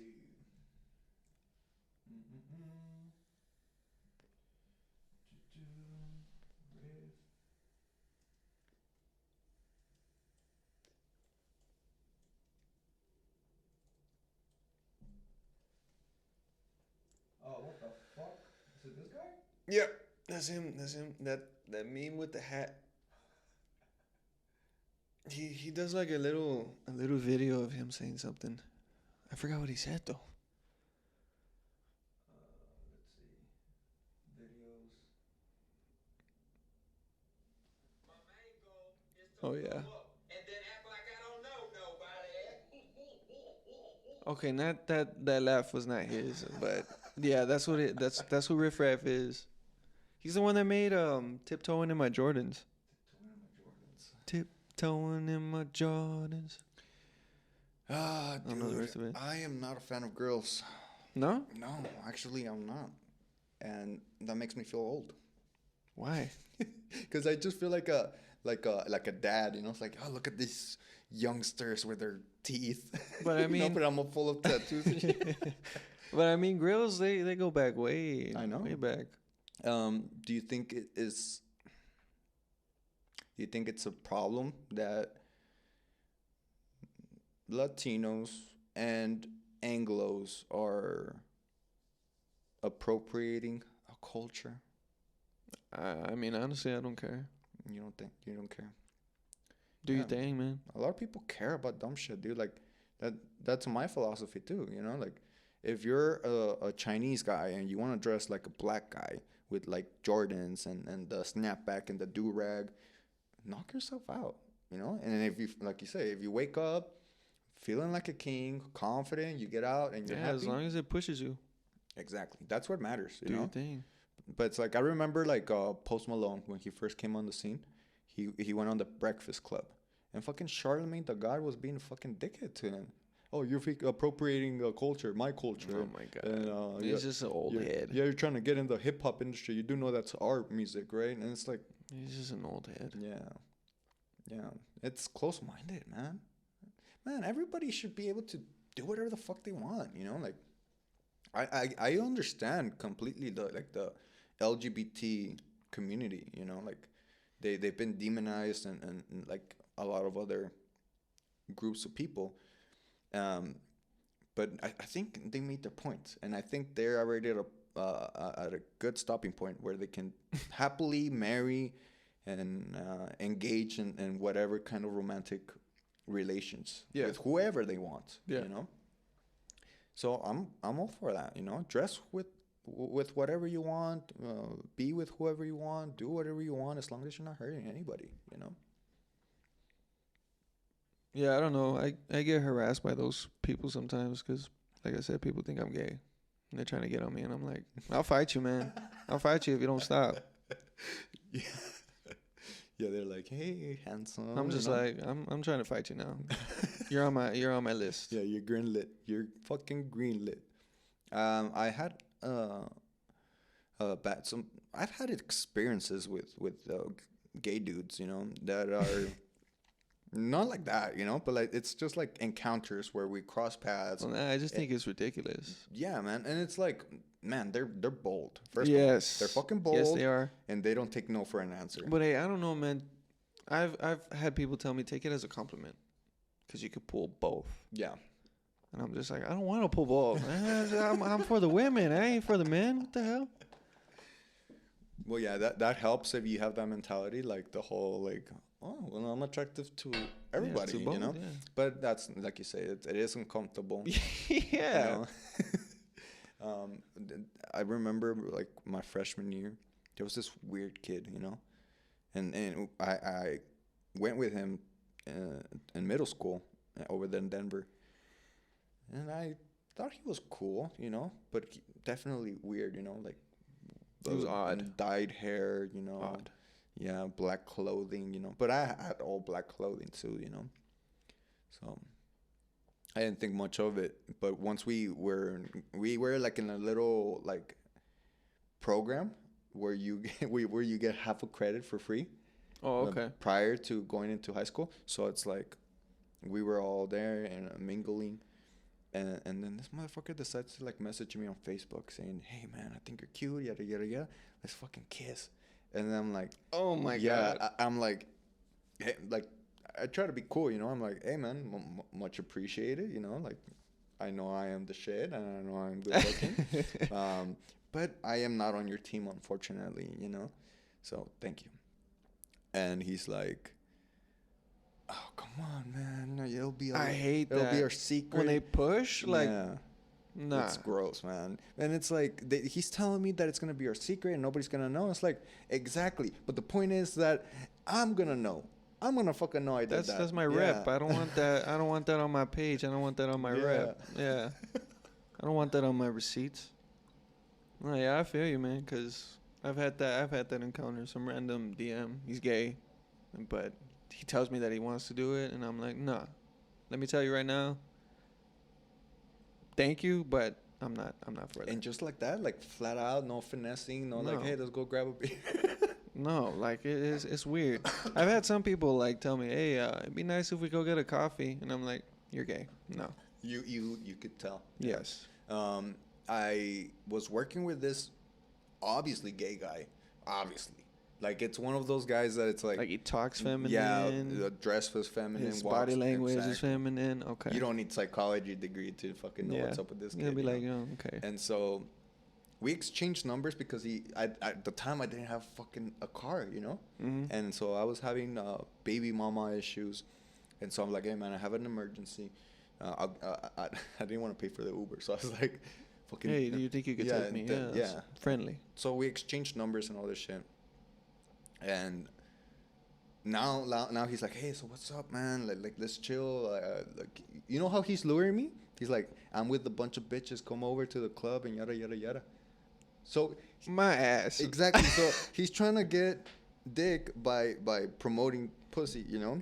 But it's like, I know what you're doing, man. I know you're not my friend. I know you're not trying to be my friend, you know. And so I'm like, nah, man. Honestly, I can't because like I'm a piece of shit and I feel like shit and you know, baby mama drama and I'm just not. I'm not gonna cut it for a night out. Yeah. Why do you say that? You're not a piece of shit. You're awesome and yada yada yada. And I'm like, why does this seem familiar? And I'm like, this is what I do to a chick whenever she's going through. I'm like, bro. Yeah. I'm like, I already done. know you. I'm good. I'm chilling. Yeah, I'm done. So, definitely interesting how like there's different people, and It's we're all crazy. coexisting with each other, you know. So I can Crazy. see why there's wars. I can see why there's drama. I can see why there's so much like polarizing ideas floating around. Yeah. Because everybody's different, you know. But it's like we need to accept who we are as people, you know. Like I'll accept you, the homosexual, because you should be free to love who you want, but I should be free to reject you as well. yeah. You know? Yeah. Definitely, bro. Yeah. Yeah. Yeah. Cause I'm the same way. Like I'll respect you. You do your thing. I'll do mine. But just don't step over my line, please. Yeah. Yeah, and Give me the respect. I'll give you the respect. and I've had plenty of gay friends. That's not to say that I'm like devoid. Yeah, not homophobic or anything. Exactly. Nothing like that. But those motherfuckers, they're real. Push. No, they're real men. Mm. They might take it up the butt, but they're men, dude. It's like it's weird. Oh. You know. Oh yeah, yeah. You know, like they're my boys. You know, like that, and they respect, like you said, the boundaries that we have, and it's like just like hanging out with the boys. Yeah. You know? Yeah. But it gets weird when it's like, how are you? I mean, Hey. you gotta get back. You cold there? You gotta cold get there? back. You want me to like scooch? Hey, no, you gotta get back. Yeah, Everything's fine. it's weird, dude. It's weird. I don't know. I mean, I get being less masculine or more feminine. But I'm sure I'm saying the same thing. But I don't get the whole like I'm gonna have sex with another man. Like there is hardware designed for that, you know. Like it was designed specifically for what you got going on, and you're going for the shittier version. No pun intended. Yeah, I get you. Yeah. And it's like this is where I draw the line, because it's like Okay, butt sex is butt sex, you know? Women are into that too. My point is that in no way, shape, or form are men even remotely close to like the essence of beauty that women bring to the table. Like the shapes, the curves, the textures, the smells, the hair, the nails. I mean, everything is just like, man, without women, we're toast, you know? What is it? It's a James Brown song. This is a man's world, but without a woman, It wouldn't be it nothing. wouldn't be nothing. Exactly. Exactly. Um, and that lyric is like, it holds through the test of time, you know? Yeah. Um, but is it really a man's world at this point? I think At it's this point, it's everybody, free for all. yeah, It's everybody's world now. yeah. I've been hearing a lot of women's arguments about like, cause they're barely getting into this whole being a boss bitch and you know like not cooking, not cleaning, not being. Let me tell you something. Fucking A, man. I am the best fucking cook that I know. Yeah, That's fucking sad. it is. Out of all the women that I've dated, I am better at cooking than them. I hate cooking, and you know, I would seldom cook for them. But it's like, okay, if I want something good to eat, I'm gonna cook, and then you're gonna wash dishes. That seems fair, right? Yeah. But it's like I'm cooking. I'm like, man, might as well put on a pink apron and all this shit, man. Like, what the fuck? Yeah. You know, like I'm not saying that like that kind of femininity is what women need to be. I'm just saying that that's what I want. I want a woman that can cook, that can clean, that can that can shut the fuck up once in a while, you know, like Yeah. and this is so um weird to say, you know, because it's like, oh, we should be like considerate, and if she's having a bad day, sit down, listen to her and her problem. Bro, like we're contending with the fucking world, you know? Like we're actually dealing with true evil, with true problems, with true things to build, you know? And you're telling me that Stacy fucking blocked you and that's why you're fucking having a mental breakdown? And you want me to like listen to this 30-minute monologue just so you could tell me that that happened? No, I'm not gonna fucking submit myself to that, you know? So it's like, again, the whole vetting situation, you know? Like you need to know who you're with, you know? And love is a little bit different, you know? Love is blind. Love is not vetting. Love is just jumping headfirst and seeing how hard your head cracks. I don't know, man. If you rush it, it's bound to just break. Yeah. Yeah. And I mean, I've gone through it, you know, so I already know that that's 100% true, you know? But it would be nice if you could, like in the movies, you know? I think this is where I'm feminine, you know, because it's like I've never seen The Notebook, but I can see why that premise is very alluring, you know, because it's like it's a happy ending, you know. Yeah. It's the struggle for true love, and then it actually happens, you know. In real life, it seldom happens like that. True love comes and it probably goes, and you're just married to some girl that remotely resembles. You can't catch lightning in a bottle twice, you know. Right. Um, but I don't know, man. I'm like super proud of my friends who are able to sustain a relationship, who are able to be family man if that's what they are, or because look, man, if you're in a relationship also, I think that if you guys have that understanding, then like fidelity should be very important for you guys, and all that shit, you know. Mm-hmm. But it's like if you're a young man, a young buck, and barely getting your stripes, man, go fucking wild. Don't commit. You know, I Yeah. committed at 16, and guess what? No bueno. You know, I am a lot smarter than at 16, man. I think I could have fucking discerned some issues here. You know, Yeah. but you know, that's what they say. You know, like live through your years. You know, I was doing what I should have been doing now at 16, and look where that got me, you know? It's setbacks, you know? Yeah. I think if children are hanging out with adults, you know, like at parties and stuff like that, well, first of all, those adults are not good adults, you know? Yeah. And you're not in a good scene, you know?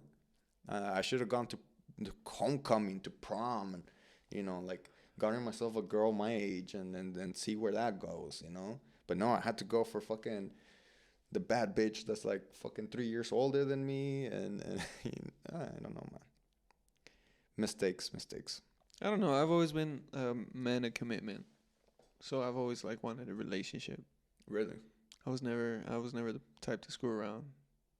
So you weren't like a playboyish because I think and I know we've been having like our jabs at homosexuality, but objectively speaking, I think you're a very handsome man.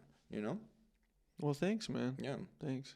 I think you too, bro. I You're well appreciate put that. together. Yeah, but I mean, Take care of yourself. yeah. Well, we need to take care of ourselves. But Yeah. I mean, I think that if you remove this, um, you'd still be objectively good looking, and so like that's why like gay people would come up to you and all this shit.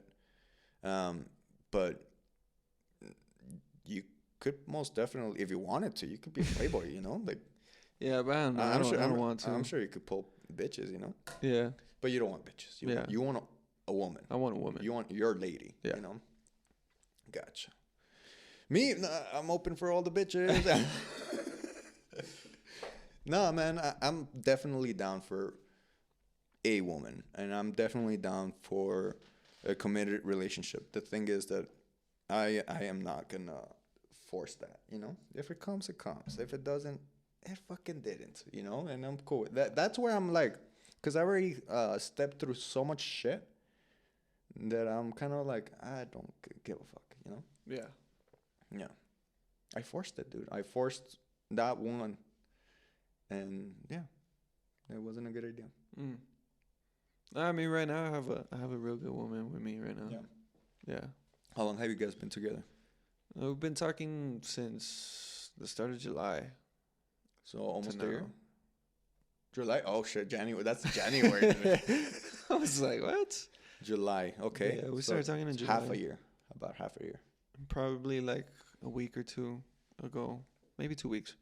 We established that we wanna be official. Oh shit. So you guys again slow burning, you know? Yeah. I feel like you say that's what builds build the strong foundation. Take it slow. Yeah. Take it slow, because if you rush it, it's just bound to Yeah. unravel and break. Me, I'm like I'm trying to get laid on the first date, and I'm like I had to like back off. You know, it's not that I want to, but it's like, man, the primal The energy, testosterone. and then she's wearing this fucking dress and heels, and it's like fuck, and she smells good. I need to fucking at least lean in for a kiss, you know. But it's like you have to back off, you know. Just be each other, you know, like remove, because that's the danger about relationships in terms of romance. It's the sex, you know. The sex dilutes reality, you know. Okay, yeah, I get you. Big time, dude. Because you're dating a subpar woman who probably you shouldn't be messing around with, and you think she's a goddess just because she's good in bed, you know. And Right. you're disregarding her weird way of expressing herself, her mannerisms, the shit she posts on Twitter, you know. Like you have to pay attention to all that shit, you know, not just how fucking good head is, you know. Right. But I pay attention to all those factors before I even engage in something like that. well, I mean, 2 weeks ago made it official when you guys have been basically going at it since July. I mean, Right. you really went through the process, you know. Man, I think you should start a podcast, man. It sucks that you're If anything. bro. The fact that you're a man of small words leaves me begging for more. But the thing is, it's like you have a lot to say. You say a lot of good stuff, you know. Yeah. I mean, what have we talked about that's like so fucking bad? You know, like I think people who are listening to this are gonna be like, this is the one, you know, because we're telling people dress nice, smell nice, work hard, you know, and fucking don't fall in love with the shapes and the curves. Like fall in love with the person, you know. Like if you have to date her for a year in order to fucking find out, do that, you know. Way better than fucking paying child support or alimony to some woman who didn't even love you to begin with. Right. Yeah. So Man, you're dropping a lot of gold here. You think so? Yeah, Well, thanks, I man. I think so. appreciate that. you should definitely come back more than once. Well, yeah, man. Like I like to say, my time is your time. You just let me know. No, I appreciate that, man. And I mean, you've always shown me love, especially in this venture of mine, That's all you've shown me, man. bro. But I mean, think about it. Like, even when nobody fucking cared, even I mean, nobody cares, right? In reality, but when I was recording on the corner of a street, just fucking like, oh yeah, that did this. Oh yeah, I'm fucking. You were fucking watching that stupid shit and being like, hey man, keep it up, dude. Like, honestly, dude, even in my moments of doubt, I would sometimes read one of your comments that you would drop, and I'd be like, okay, I gotta keep going, you know? Oh man, that's Yeah. heartwarming. Yeah. So like, people don't know this, but like now they do. You motivate me to like keep pushing through in terms of like the podcast. You Well, know? I'm glad, man. I'm glad you kept pushing through. I mean, look where you're at now. Yeah, yeah. And so like, this makes me feel very, very much accomplished because it's not like a milestone. It's just like, it's just a real podcast now, you know? And so like, now I could work with this, you know? Yeah. Yeah. I remember like, I would have like people that would consider important asking me to get on the podcast. I'm like, I'm kind of not down because like, because it's like, we're going to come and we're going to put up the webcam and it's just like, it's not It's not working. you're not gonna like it. Yeah. You know. But now I'm like, fuck, like I want people to come in, you know. I wanna talk. Now I wanna fucking dissect people, you know. Yeah, definitely. But I don't know, man. I kind of want to get a politician and a religious man once in a while here, you know. Different people, you know. Okay, I might know a few that I can recommend. Politicians? Not a politician, maybe. Well, Isaac, he's very much into politics. Really? Yeah. Yeah. Is he very pro Trump? much. I'm Or you not don't too know? sure. I'm not too sure. You Because guys- I you never. guys don't talk about Trump. Well, every time that he gets political, I'm like, bro, I don't care. I don't care. And he's always like, oh yeah, you didn't know this, and I'm like, no, I don't follow it. I don't stay up to date with it. I don't care. You know, the thing is that like I can see that you're telling me the truth because if I had like a machine or like a thermometer like the ones that they use with the laser, and I could check your like cortisol levels, your stress levels, I'm sure you'd be like in the negatives, dog. And it's because you don't fucking digest none of this bullshit. Trump, who gives a fuck? Biden, who gives a fuck? You know. Exactly, man. That's how I am. I mean, it really does come down to that on some level, but Biden is really fucking up bad. Like, I've seen some of his speeches because they become memes. yeah, dude, that's what's more concerning to me. It's like the mental decline that the man is going through in live TV. If I was like a PR manager or whatever the president works with, I'd be like, yeah, stop doing that. Like, what? What do you mean that? Well, President, Mr. President, stop doing interviews. Stop talking, like altogether. Like, Yeah. lock yourself into the Oval Office and don't come out, you know? I don't know if you've ever, because he reminds me of that one little video of Ozzy Osbourne where I think his wife comes out. yeah. Somebody stole my beers. And then they were like, no, nobody stole your beers. And he's just like, go back in bed. It's like, Yeah, and Ozzy, That's what Ozzy's in a Biden- better shape than Biden, though. And Ozzy was fucking taking cocktails of drugs on a daily basis, a cornucopia of substances. Biden, what the fuck has he done? I'm sure he's done like some coke here and I there. don't know. I don't know what it is, but I have seen some of his speeches, and I'm like, really? This is our president? Yeah, it's embarrassing. So, I mean, do you have any personal opinions about Trump, though? No, not really, no. Okay. So you are very congruent thus far. I'm trying to find a kink in your armor, dog. I'm trying to find a flaw in what you're saying. Believe me.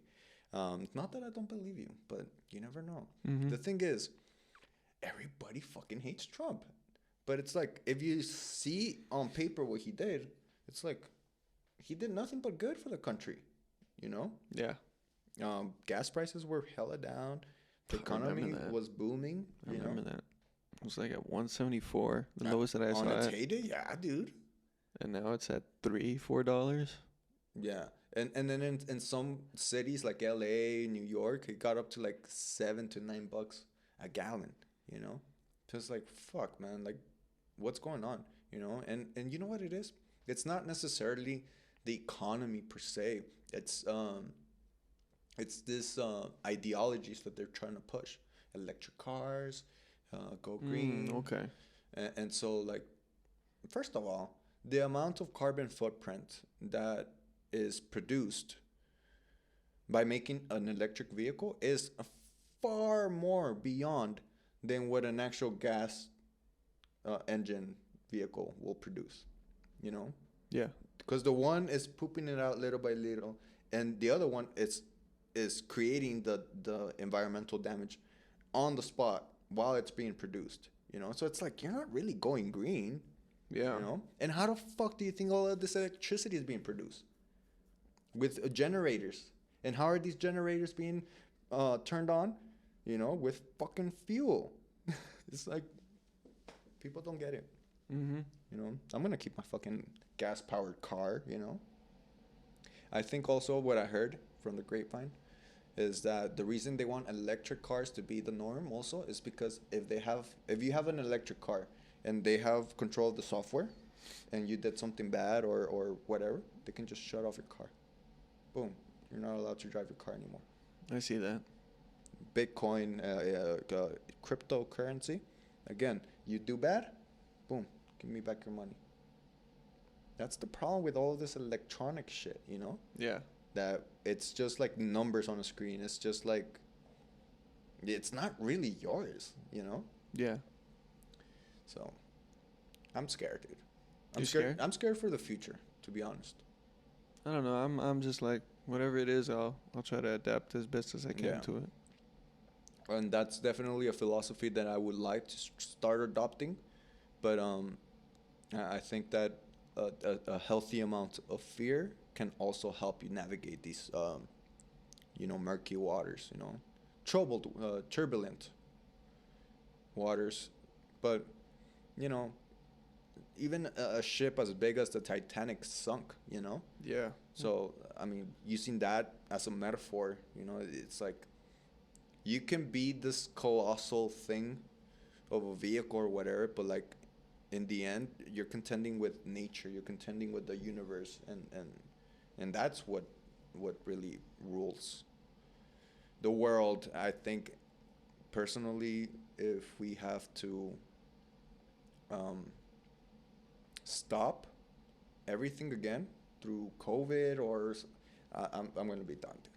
I'm gonna be done. Yeah, I'm gonna be done. The last pandemic really took a toll on me, man. I thought it was cool at first, but yeah. I don't know if you know or seen it on social media, but apparently a zombie virus was I guess brought up from being encased in ice for 50,000 years or something like that. And the French scientists, I think French, said that there was going to be another pandemic. Because of this zombie virus? But see, like, it's like, is it really a zombie virus? Or are you guys just fucking dishing out, like, genetically modified versions of this shit, Right. Did you ever get COVID? Mm-hmm. Yeah. How did you handle it? I had it for a month. A month? And I was just dying in bed. Bro, yeah. If you had it for a month, you were not recovering. And you were probably on your deathbed, dude. I had it for like a month. Because it happened around Christmas and it didn't end until the second week of January. Oh, shit. Of I think this year. Yeah, it was this year. Bro. Well, yeah, I got COVID 2 years ago, actually. When it barely started? Yeah, when it barely started. But me and my friends, we forgot completely that we were in the middle of a pandemic, Oh, there's a party going on. Let's go. And then there's this motherfucker passing around a bottle. Give me that shit. Boom, you got it. Yeah, I mean, I fucking woke up feeling like shit, dog. Like, complete dog shit. And I'm like, oh man, I'm hungover. But I'm like, I'm not gonna be a bitch. I need to fucking get up, grind, do what I need to do. And I had like a job interview for like this lucrative situation. So I went to the office, and while I was in the office, my friend calls me. Hey, what's up, man? And I put him on speaker. And as I was speaking to him, the lady was coming out. I was like, hey, bro, just to let you know, I got tested and I have COVID. So you might have COVID too. And I'm like, dude. Oh, damn. I'm like, so that's why I felt like shit, you know? And yeah, sure enough, I ended up having it. For me, it lasted about 2 weeks. Which is normal. Yeah. That's how long it's supposed to last, not a Not whole a fucking month. month, yeah.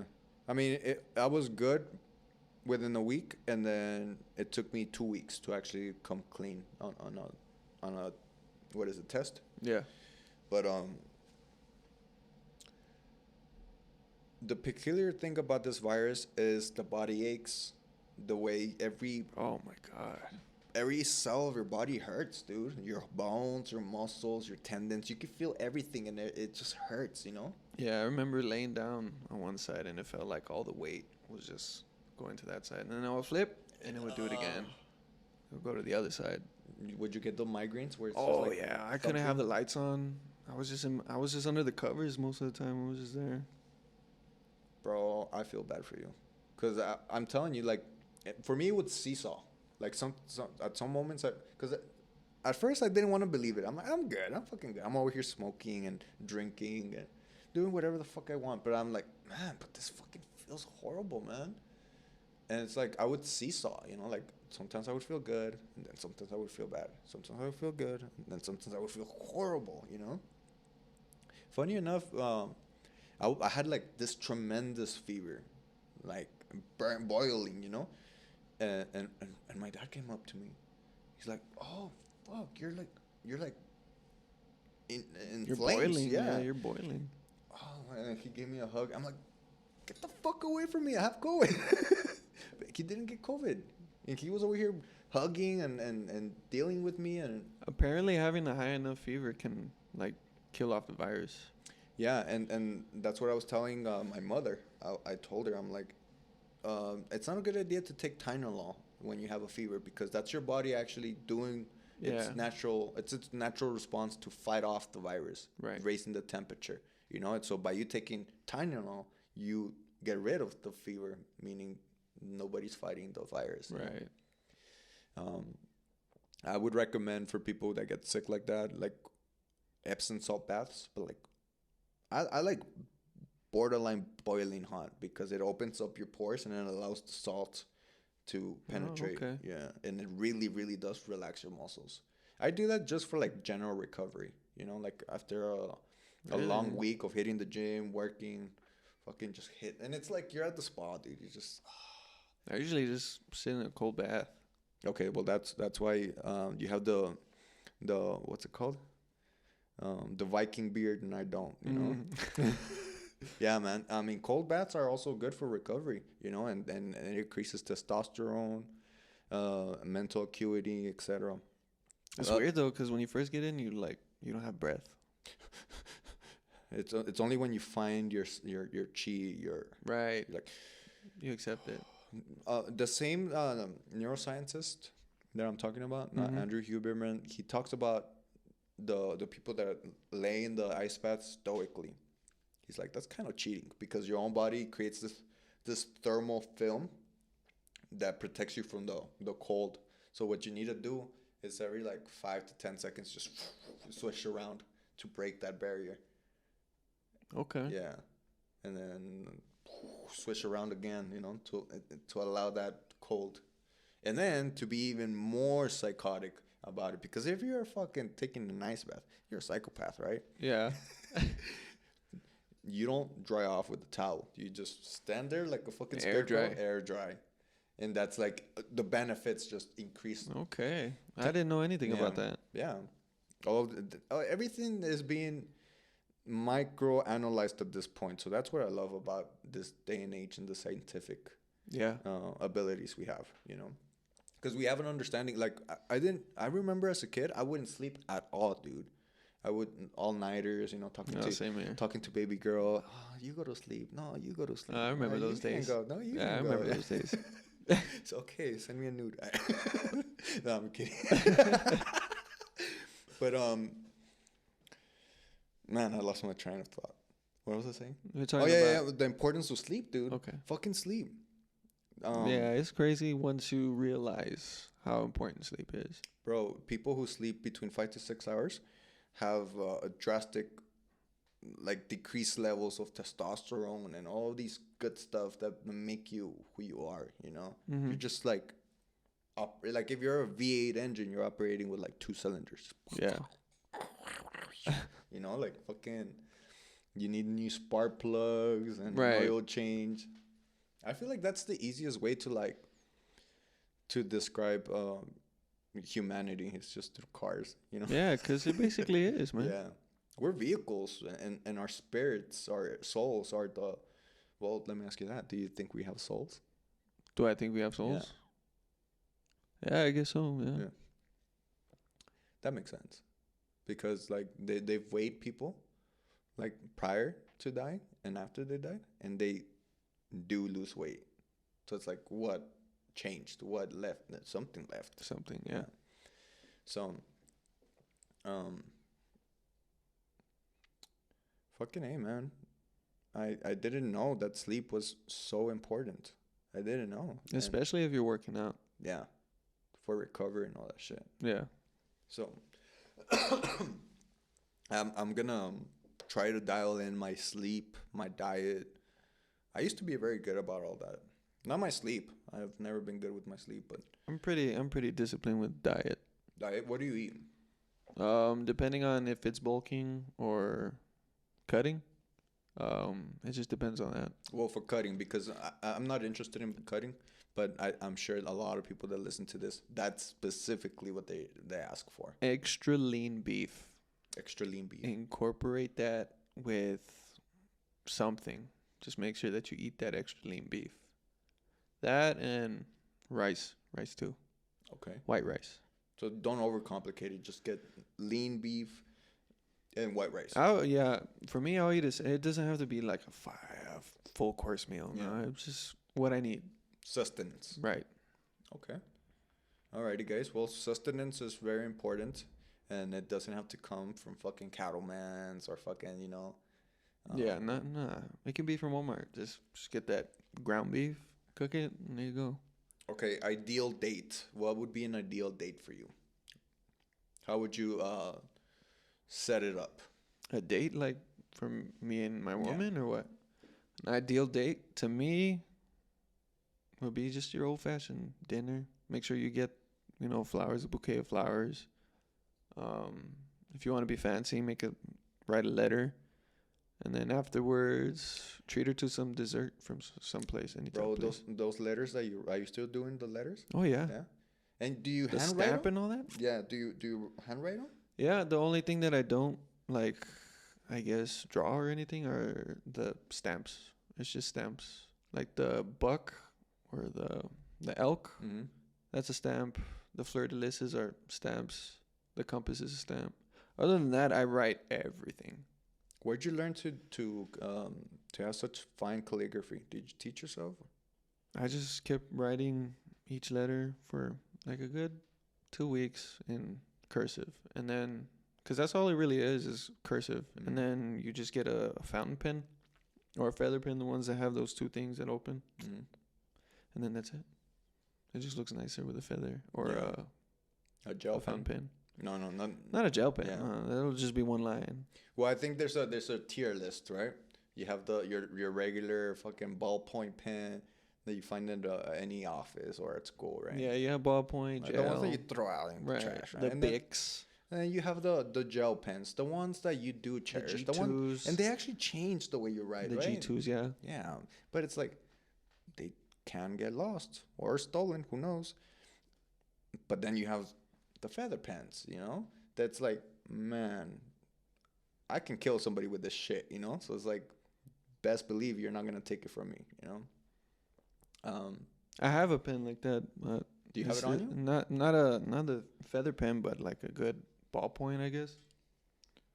It's a cross pin. This alone shit. was $60. $60. Yes. Just 'cause it's cross. One of my friends, he has a space pen. Oh, okay. Yeah. Yeah, I've heard of those. You could write in space. And Right. I'm like, and I'm like, can you write here? Is it usable here on Yeah. Earth? And it's like, yes, dude. Dude, but like the stainless steel, the gold on this, fuck, man. I carry that everywhere. I used Oh, to. and then it has like little fine details. Yeah. You know? Like pinstripes. Cause I used to carry the fountain pen, but I don't know. Whenever I would write my signature on a receipt, Yeah. like when I go eat It or would go to the bleed. bar, it would bleed through, and I'm like, nah, I'm not trying to do that. Hey, So but yeah, I changed it for this one. How do you okay, here's a honest question for me. I have accessories. I have my phone, my wallets, keys, etc. How do you manage on such a slim attire to fit all that stuff? And just find the pockets. Use every pocket that you got. Every pocket. And if you have to hang stuff, hang stuff. Cause I know, I mean, you see me with the suits that I'll have those Yeah. straps, right? Sometimes I'll hang my glasses on there or a pen. So whatever you can use to your discretion, go ahead. Okay. Cause I carry, let me see. I carry a pen. I carry those. I carry a lighter. I carry a knife. I carry my wallet, the handkerchief. Before I would carry a cigarette case. Bro, I forgot my knife. I knew I wanted to bring my knife because I wanted to show it to you. But can I see your knife? Yeah, of course. I didn't. Did I show it to you last time? Yeah. You showed me your gun too. Do you have your gun on you? I don't have the gun No? on me this time. Fuck, dude. This is like gangster shit right here. Look at this, guys. This is what I'm telling you, bro. Like, I'm not gonna fuck with you. You're gonna catch me fucking with this guy.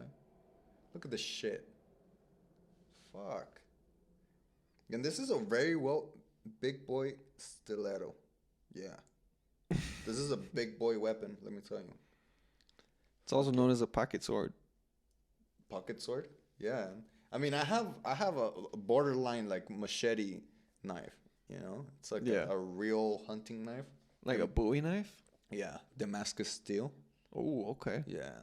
That one's gonna be like fucking like if I pull it out on anybody, they're gonna shit their pants, dude.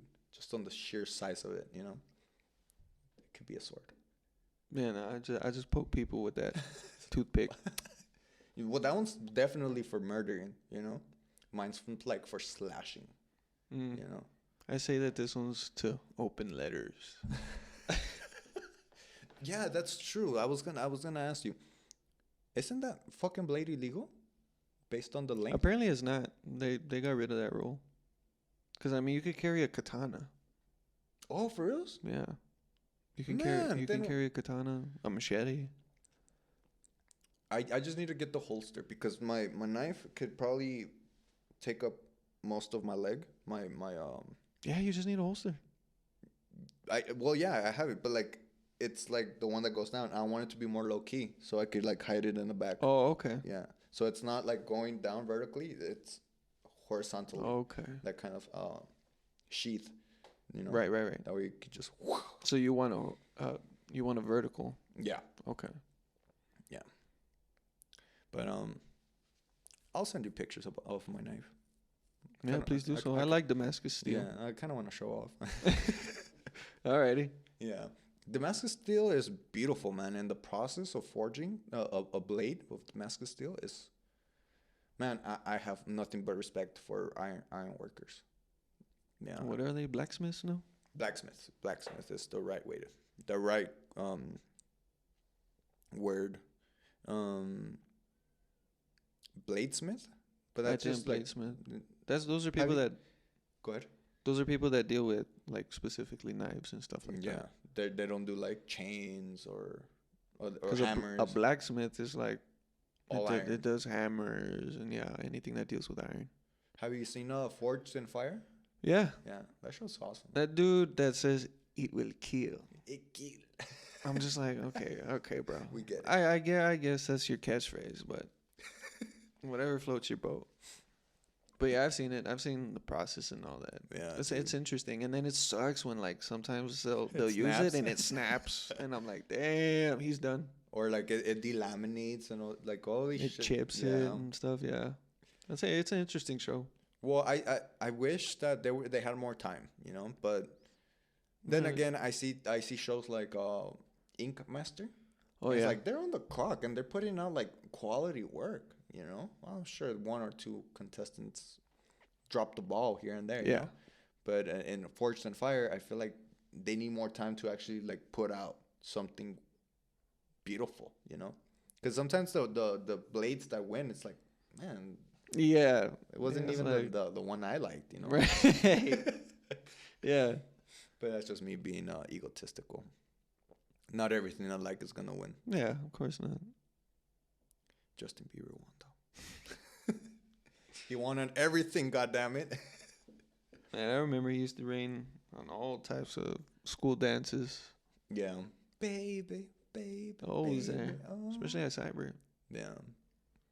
And then the song that I would always drive with is like, ooh, baby, I was stuck Oh. to you like glue. That was him. No. Oh, okay. That was like Oh, we're just going. Oh, okay. yeah, Sure, yeah, sure. I'm just saying that in that time It was like period. Bedrock. Yeah, It was yeah, Bedrock. Yeah, Bedrock with Nicki Minaj, Right. Lil Wayne. Yeah. Times change, man. Times change. And then you got all types of rappers. You got Kodak Black. You got 21 Savage, Drake. The Lil Peep, the Lil little Peep. Nas, the little this, the little that. Yeah. Yeah. I don't know, man. Going back to music, I remember you were gonna say something. Oh yeah. Do you remember when we were? Yeah, I'm sure I brought it up last time we spoke, but it's when we were just fucking like punch each other, like fucking. Yeah, it was by the trailer. Yeah. I think it was during track or something yeah, like that. it was during. But were you doing like the cannonball shit? Right, the shot put Yeah. and the discus. Yeah. Yeah, I was doing that. And then Yeah. you were there. You were about to run. And We we were were like, just hey man, you want a body blow? And I'm like, you want a body blow? Yeah, and I remember you were like so concerned for me. Like, are you sure, dude? It's like this is gonna. Because we hurt. did, and you were like, like you couldn't breathe, and I was like, oh fuck, I'm going to fucking Yeah, I'm going sack. to the office. I'm going to sack for a week or two. Yeah, but I'm like, let's go again, dude. I know, yeah, you were crazy, man. You still wanted to keep going. Yeah. But it sucks, man, because I wish, because now I kind of want to compete. You know, I want to fight. I want to, but like people my size are not down to fight. You know. And then people that are bigger than me, well, yeah, they're gonna be down to fight me Well, because yeah. they think they can like smash Right. me. You know? I recently wrestled my friend's brother. He's my Mhm. friend too. But just so he knows who he is, fucking Matty, and that motherfucker, like in his, because I asked him afterwards, you know, I'm like, did you think you were gonna fucking destroy me? He's like, dude, I thought I was gonna demolish you, you know, but it's like I didn't try to take him down. I just like got down. He got on top of me and he just like literally immediately just with both his forearms just slammed them on my face. I'm like, fuck. So like I do like a wax on, wax off type of shit. Yeah. And I catch him in a fucking Kimura like 15 seconds in. Wow. Yeah. Okay. He's like, what the fuck was that? Yeah. Got his ass. Yeah, I got him. Got him. Got him. So what are the plans for you, man? Like, what is your schedule looking like in the next year? What are your plans, your goals? Just continue with school, man. Hitting it hard, and then recently, my girl, she's starting her own business, printing out papers and stuff like that, like What- doing prints and banners. Oh, really? Yeah, she even does customized like Like s- napkins to have your logo on it. Well, she does like stickers and stuff like that. I don't know if she does. I think she does stickers too, Yeah. but she does business cards, flyers, anything really that deals with paper. Okay. So I'm gonna be working for her on the side while I do my Bro, that's my dope. school. Well, that's exactly what the fuck I'm saying. You know, like, if I mean, I wish you guys the best. You know, but you guys could probably go into the direction where it's like you guys end up being family, and then it's like family equals power. You know, like you guys have this business and you guys could grow it. That's beautiful, man. Yeah, I mean, she's something else. I never dated a woman like her. Really? What is so special about her, or what Shows a is? lot of passion, and she has a Okay. lot of drive. She has way too much drive to Yeah. be. She's got a hustler's mind, so she's always trying to figure out ways to make money and stuff like that. And then she just supports me for like going to school. And she's always telling me like, "Hey, don't like, don't do your side jobs or don't try to do this because I got you." And I'm like, I never had that before. Yeah, she takes care of you. She Right. cares for you. Right. Yeah. And I don't know. I never had somebody like that. Yeah. It was always like, this is what I want to do, and I'm like, all right, I'll support it. All right. Yeah. But now it's the other way around. No, and but it should go both ways, you know, always, you know, and No, yeah, of course. I tell her I'm always there for her, which I am. If she ever needs me there, because sometimes I'll help her out at work. And I'll just be like, yeah, I'll be there. no, and I'm sure because like you were down to support people who weren't supporting you, you know, like now you have somebody who's on your team, somebody who's like rooting for you, and it's like, Definitely. why wouldn't you root for her, you know? And I don't see any flaws or anything that are gonna be like, maybe down the road I'm just gonna die off. No, it's going at a good rate. Yeah. Um, I've had relationships that have been great, you know?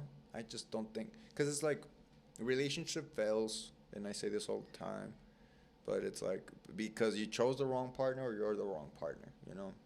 And I found myself sometimes finding the right partner, the right girl, but it's like, I'm the wrong person. I don't know if that Okay. makes sense. You know? Yeah, no, it does. And it's sad, you know, because I look back, I'm like, man, that's what I want. That's what I wanted. But it's like I rejected it because I wasn't ready for her or some shit like that. Right. You know. I'm more of a masochist, I guess. You know. I like the battle. You know. That's another thing. She will talk about what's wrong. Okay.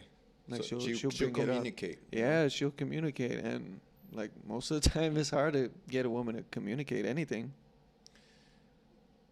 It is very difficult because they expect you to already know what's the problem. They expect you to have this sixth sense like they have it, you know. It's like we're completely different. It's like, again, we're we're designed to deal with problems that are dangerous, that are fatal.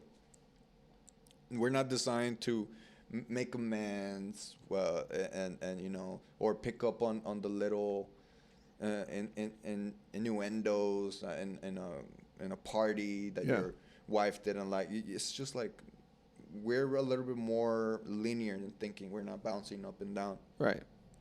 and so women need to understand that. You know, like if we upset at you, you need to let us know. That way we can correct our behavior and apologize if an apology is warranted, you know? But if you don't fucking tell me nothing, I'm gonna think that you're being a bitch, and then I'm gonna treat you as such, and you're not gonna like it. And now I offended you twice.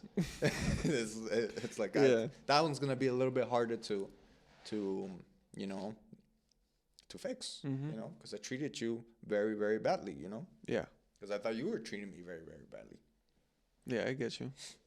Yeah, but hey, man, fucking congrats, you know, like I'm very happy for you. Like a strong woman, a good woman will take any man to the top, you know? Same goes for the other way around, you know? A horrible woman will take you down to the pits of hell. And good luck getting out of that one. Mhm. Yeah, I feel you. Yeah. Yeah. But anything else, man? Anything else you want to tell me? Not that I know of. I would like some more tea though. Really? Let's see if we have more tea. Because we didn't have a lot of fucking, what's it call it? Water on the fucking thing. Oh, But then we can always make some more. well, that's it. Just one more. See, it saved you. It saved your table. Fucking easy coming in clutch with a handkerchief. Oh, no. If anything, one thing you talked about tattoos on your previous podcast. Like, what do you think about them? Okay. I think it's a great way to display yourself You know, same as what we're doing, you know, with our clothing and jewelry and shit like that. I guess my point at the time was that children should not be doing this, you know, because my mentality at 14 is very, very, very different than my mentality now, you know. And so, Gucci, Yeah, Gucci that's me, good. yeah, Bellissimo. bellissima. It's like It has a hint of spearmint, doesn't it? Yeah, Or mint. and it's perfect because of this weather, and it's soothing, you know. 14 years. You're a fucking dumb fuck, you know. You don't know shit. Yeah, I you know? remember you said your first one was at 14. Huh? Yeah, and then after that, I just started fucking writing a whole bunch of shit on me, you know. And so, for one, I am dealing with artwork that it's infantile, you know, ideas that are infantile, you know. So my message goes for the teenagers that are considering tattoos, you know. It's like slow your horses, you know, because you might be Mr. Cool Guy freshman year, but we will definitely not be Mr. Cool Guy once you're out of high school and in college or in the real world, really. Yeah. You know, people don't give a fuck. If anything, they look at me and they're like, "Oh, this is a criminal. This is a, you know." That's whack. Yeah. Yeah. But I get what you're saying. Yeah, this guy's tainted by evil, you know. But that was the image I was trying to portray, you know. At the time, I wanted people to be scared of me, you know, because I had come back from Denver, and I realized over there that if I make people fear me, well, they wouldn't dare have other people come up to me and ask if I was gay. Asking you dumb questions. Yeah, because they know that some shit's gonna go down, you know. And I think I just took it a little bit too far. You know? I was a fucking dick, man. I remember. Should I tell this story? Did you already tell it? No. Because It's up to you. I'm not proud of it, dude. Well, I mean, you could cut it out if you don't want it. No, I think it's important for me to drop the truth, because I sometimes catch myself speaking in a way that makes me look kind of like, oh, this guy's onto something. This guy knows something, and I don't. I'm a fucking idiot, just like everyone else. But the thing is that You're not an idiot, though. I appreciate that. You're woke. I think I'm a little bit woke. I'm getting there. I'm doing my meditations. I'm asleep, and I want to stay asleep. I know what you mean by that. I know what you mean by that, and I can see why you're saying that. So there's no foul there, you know. Ignorance is bliss. You know. But the reason I want to express my history with honesty is because people need to understand that people change. People transcend the whatever nastiness they were entangled with, you know. And so I don't want people to think that I'm saying be a good person because I'm a good person. No, be a good person because that's the right thing to do, but understand that we're all flawed. So I was hanging out with two motherfuckers in my house. They weren't my friends. They weren't like, okay, if you're in my house, you're coming inside my house where we're gonna drink a cup of coffee, etc. That's what you do. These motherfuckers, they're kind of like my minions, you know? And so we were just there talking shit and hanging out. And then my sister comes. And then, so I take her inside. And I come back outside. And they're fucking giggling. Tell him, dude, tell him. No. Tell him, dude. Come on, tell him or I'll tell him. I'm like, tell me, what's going on? What is this shenanigans? Oh, well, fucking this guy said that your sister's hot. I knew it. Yeah. I'm like, all right. I think she's hot. And she's like, yeah. Bro, I should have just taken it as it is. Like you say, it is what it is. You know, my sister is beautiful. God damn it. So, I mean, no surprise there. But, I felt like I got disrespected in my own fucking home. You're checking on my sister in my house? How dare you? And you're making a joke out of that? I told them some bullshit story that I needed to go to work and they needed to dip, you know? All right. So I said goodbye to the first guy, the guy that snitched on the other guy. All right, later. And then I turned around and this guy was picking up his Dr. Pepper from the ground. And as he got up to like say goodbye to me, boom! I just sock him in the face. And he falls into the garage. And then I just start beating on him. Wailing on him. Yeah. And then what made me stop is his fear in his eyes. His submissiveness, his fuck, what's going on? Like he was scared, you know? And like I saw I don't know, dude, like I felt the fear, you know? So I was like, get the fuck out of my house, you know? But like as time, it didn't happen that day, but as time happened, I'm like, man, those little things tarnished to me, you know? Because that was my fear, you know, of being seen weak, of being seen vulnerable, you know? And so it wasn't that he was scared of me. I think it was more or less I transferred my fear onto him, you know? Yeah. So it's important, man. It's important to recognize your flaws, you know, and to talk about them, you know. That way, if there's some fucking asshole in high school right now listening to the podcast, beating on fucking kids, you know, it's like, dude, stop, you know, like you don't need to do that to be a bad motherfucker, right? You know? You just are, you know. Like how many motherfuckers have you said zero, right? Zero sucker punch. Right. Yeah. I've never seen you fight. We've never fought, you know, except for the body blows. You know, when we were kids. Yeah, but it's like, kids. I can acknowledge you're a bad motherfucker, you know? It's all energy. It's not like you need to impose that on me. Right. But yeah, man, what are your thoughts on tattoos? I just believe if you are going to get one, it should have a meaning. And if it doesn't have a meaning, at least have an interest. Yeah. Yeah. I think that's that's kind of like what I'm trying to say, you know, because when you're 14, there's no meaning whatsoever, you know. Right. A lot like, of my it looks cool. Yeah, that's a lot of what my tattoos are, you know, and then that's my regret, you know. That I kind of would like either better artwork or more substance. It tells a story now, though. Yeah. It has meaning now. Yeah, I mean, it's a hella good table talk, you know. You're over here, oh yeah, I was 14 and I went with this gangbanger's kitchen and he just fucking went wild on me, you know, for $19. It's like, what the fuck you just said? A 14-year-old kid and a fucking whatever the fuck that guy was with fucking tatted up face and yeah, man. He was just like, all right.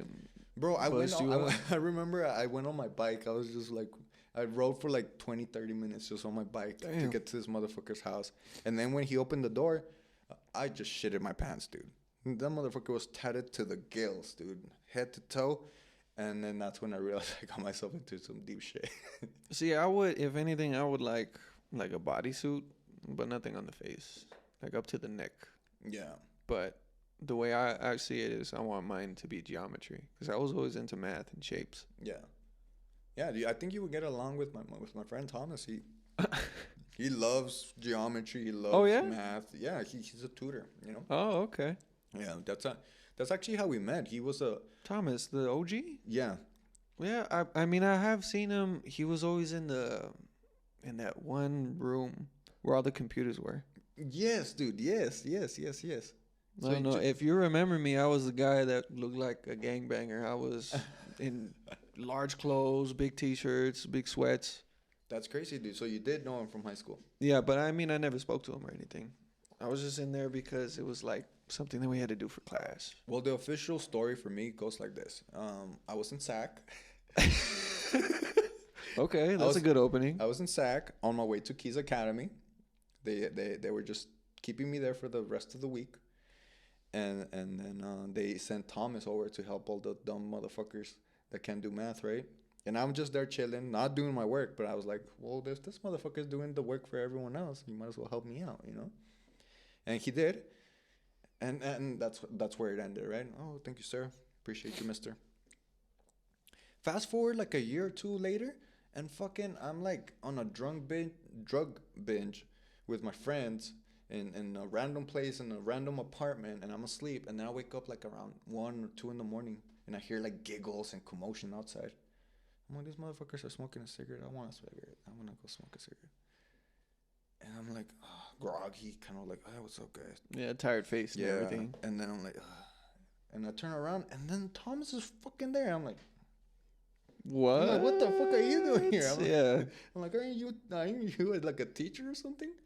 And then he's just kind of like, Oh. yeah, but like, you can't say nothing. Yeah. And yeah, all my friends kind of like just told me, yeah, just keep your mouth shut, you know.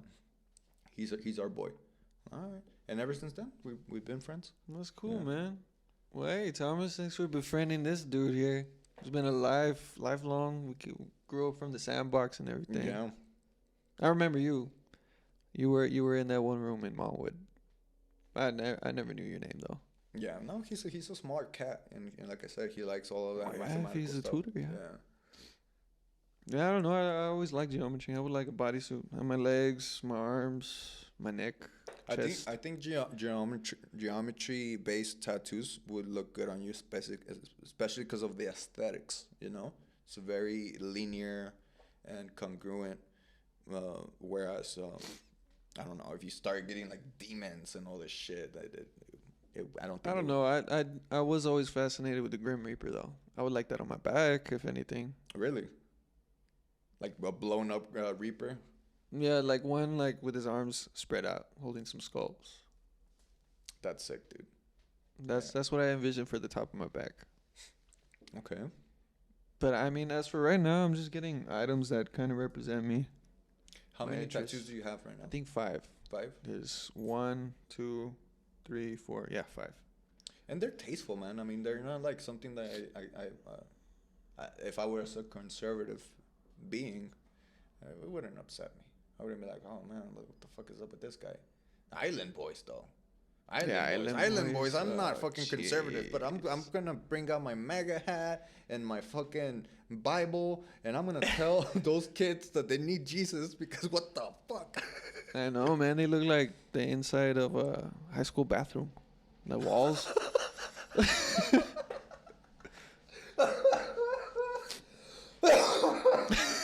What the fuck? That's what I see every time I see them, man. Oh shit. Dude, no. That's insane. Oh, dude, that was so hilarious. The inside of a fucking school's restroom. That is point It's the on walls, to bro. what I'm seeing. And that's why I'm so upset. Because it's the same thing that I'm talking about with the 14-year-old version of me. It's like, you guys don't know what the fuck you guys are writing on your face, you know? You just want some stupid shit. Excuse me. You alright, man? Yeah. It made me laugh too hard. Yeah. Oh no, I even thought about face tattoos at one point, but I was like, nah. If you were to get a face tattoo, what would it be? A fleur de lis, but in a different style. Like here? Or like teardrop? Around like the sideburns. Yeah, bro, you cried, man. Sure, you okay? Cough it out. Cough it out. You gotta get it out. Oof. No more jokes allowed. Yeah. Fuck, man.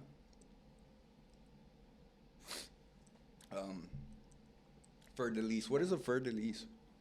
There's this one right here. It's like the Saints. Oh, okay. The NFL team. It's a And royal. you It's a would- royal you would get it symbol. here? I would get it like at the sideburn. But I thought about it and I was like, nah, never mind. And then that's why you decided to get on. Right on my pinky. So do you consider yourself like royalty at this point? No, not at all. I'm not royalty. Not anywhere close to that. I'm just your average person. But the symbolisms you're using, you're lining yourself with the royal purple. Well, because I like the royal, I guess aesthetic. That's how some of the style that I incorporate in my suits comes from that Victorian era. Well, I think you can reach a certain level of like Or you could build a kingdom, most definitely.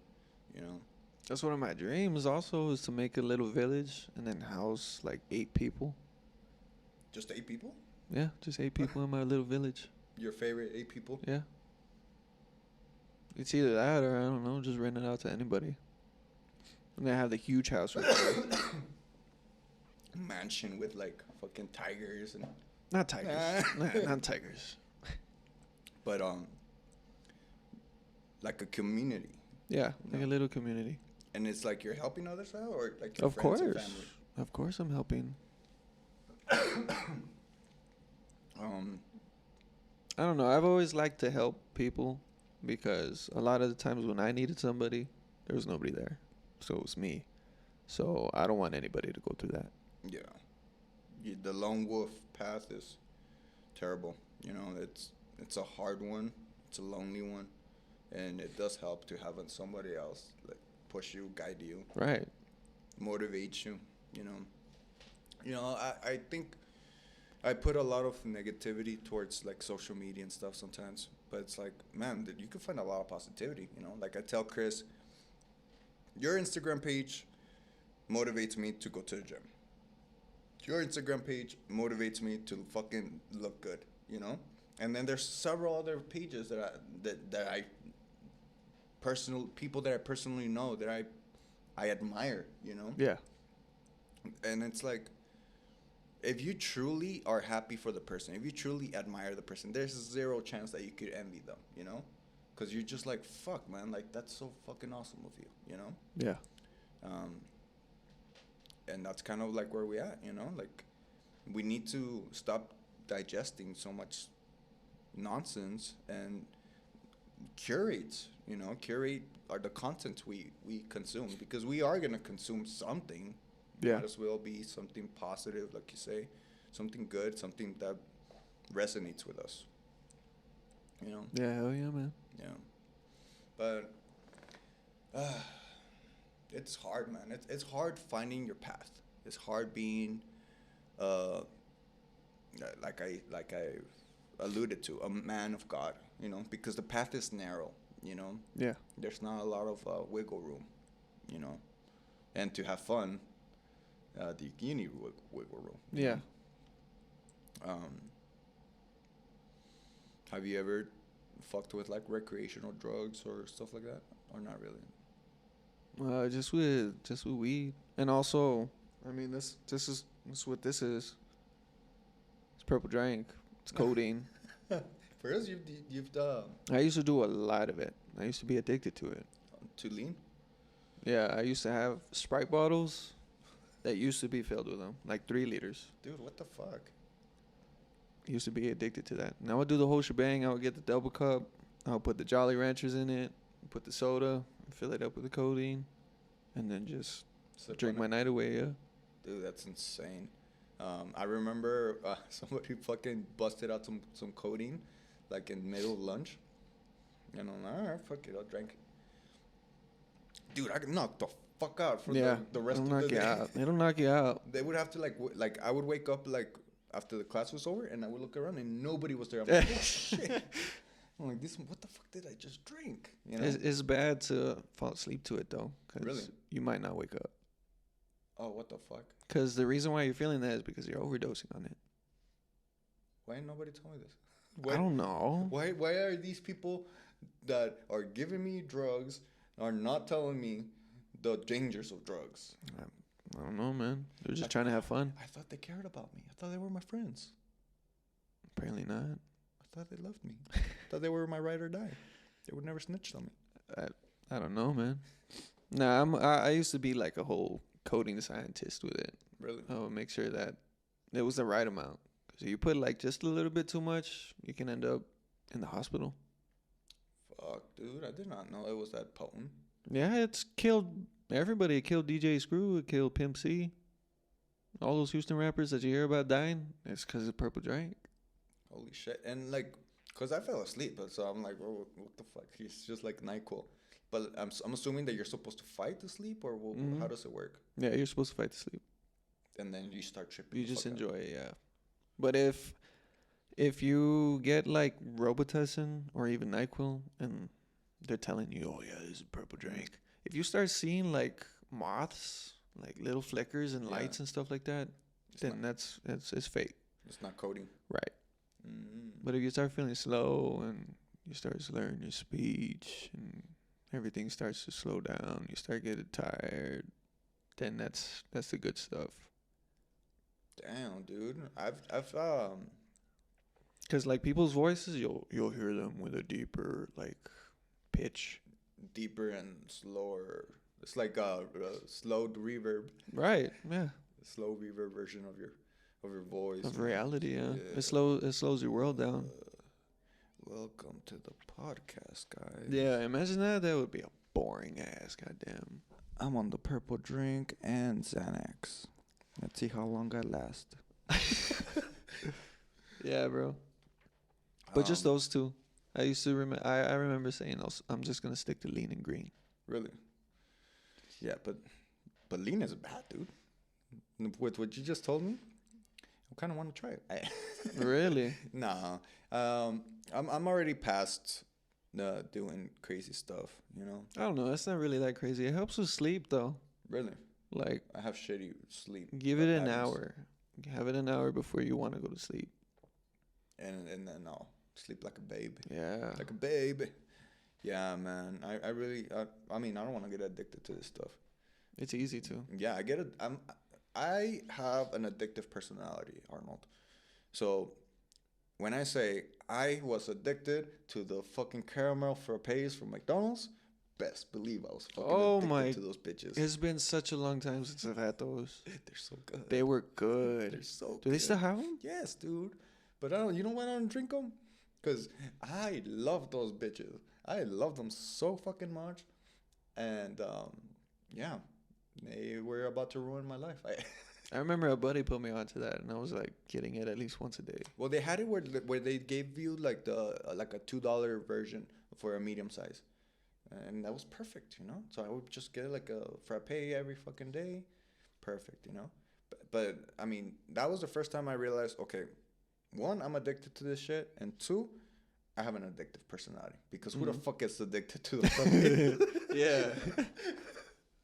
So yeah, like I need to learn how to control these proclivities, you know, because it happens with sex, you know, etc. So it damages the cool parts of my life, you know, because I want to push it more, Yeah. you know.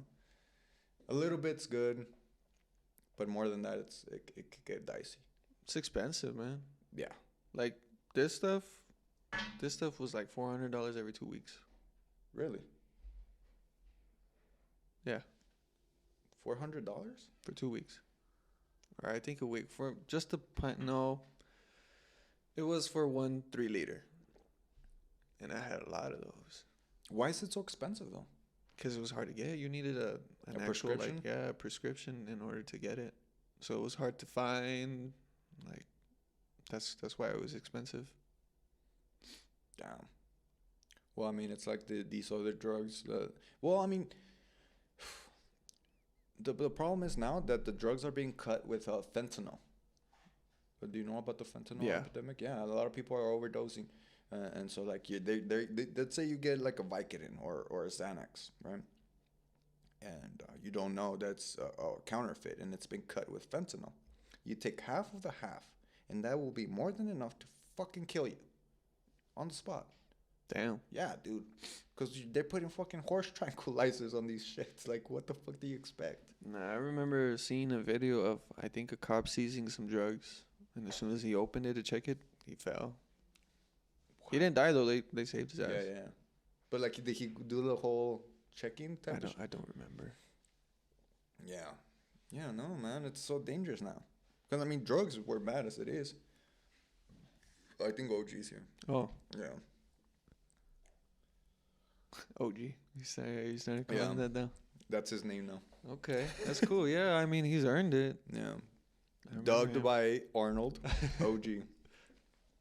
So, I'm sure Thomas will appreciate that. That's a badass name. Should have given The it to OG. me. The OG. OG, triple OG. Yeah.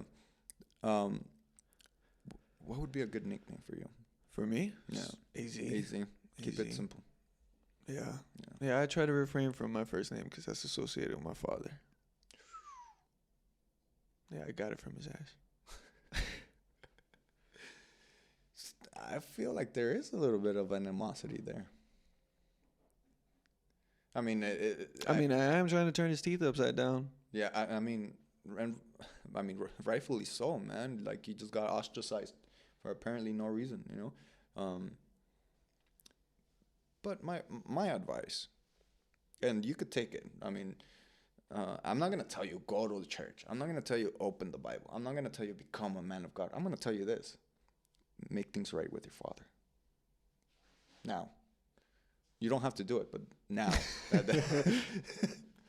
and that's kind of like where I'm at. You know, I don't have to tell you why. I think you know why. And I want to see you succeed in every avenue of life. You know, and if you're having issues here, I'm here for you, brother. And any advice that I can possibly give, I'll give it to you. But yeah, I think that's essentially it. You know, you're golden. It's just you need to mend this relationship with your father, you know, or come to an agreement, you know. Okay, you don't like me, and perhaps I don't like you either, but we're a family, you know. We're blood, you know. Okay. Yeah. I appreciate that. Yeah, sit down with him and then have a drink, man to man, not son to father, man to fucking man. I have already, man. Really? Yeah, it didn't go well. Well, at least you tried, man. That's kind of like where what I'm trying to say. You have to at least try, you know? No, I have tried. It didn't go anywhere. Yeah. Well, then that's his fucking problem, you know? Because you're an awesome dude, you know? And if I was your father... Well, thanks, man. If I was your father, dude, I would do as much as possible to bolster you and keep you on the track that you're already on, you know? Because you're on the right track, man. Thanks. You don't need your dad to tell you I what's right appreciate or what's that. wrong. No, No, he doesn't no. have a saying. He doesn't have a saying anymore. Yeah, I know that's where you're at right now. And so, man, I'm proud of you, man. Thanks, brother. I'm proud of you too, man. Coming all this way from where you've been. Yeah, and I mean, you have steadily grown into the man that you are now, and it's like, I'm sure you've had your bumps along the way. Of course. But I mean, man, if a lot more of the youth would take up your attitude, your persona, I think it would help out the overall community, you know, because we would have strong individuals, you know, that can take care of themselves and that can elevate everyone else. Because that's what you're doing, you know, you're elevating others as well, you know. You're not going to let people stay behind. Mm-hmm. I try not to. Fuck yeah, dude. So what do you say we call it a day? You want to call it? Sure. Alrighty. Sounds good to me, brother. Until next time. I appreciate you, my man. Of course. My hand just fucking froze. From all the ice. All the fucking ice. Show off your fucking jewelry for the last time. What do we got? We got the lean chain. We got the lean Cuban link chain. We got some piercings here. We got some earrings here. Custom earring on the left. With the fleur-de-lis? The fleur de lis, yes sir. Fleur-de-lis. Fleur, like a flower, fleur. Fleur-de-lis. Fleur. And then we got my wrists. Fuck yeah, dude. If that's not fucking style, then goddamn it, I don't know what the fuck it is. Alrighty, guys. Well, this was another wonderful episode of the Warrior Poet Show, guys. Don't worry. This man will be back. I'll be back. Don't be crying. Don't be bitching. That's the same reason you're here to begin with. 'Cause I was crying, I was bitching, and I couldn't wait to have you here. Thanks, man. Hey, man. It's a pleasure to be here. Thank you for coming over, man. Yeah, anytime, man. Just let me know and I'll be here. And tell, I got Isaac. yeah. I'll tell Isaac. Tell that for motherfucker he's on my hit list. Sure. Okay, I got you. Alrighty, man. Well, The Hitman. The Hitman. yeah. Hey, There we go. okay. We got the OG and then the Hitman. OG and the Hitman. And then AZ in the house. Thank you, guys. Catch you later. Peace. OG in the house. What's going on, brother? Are we still recording, Thomas?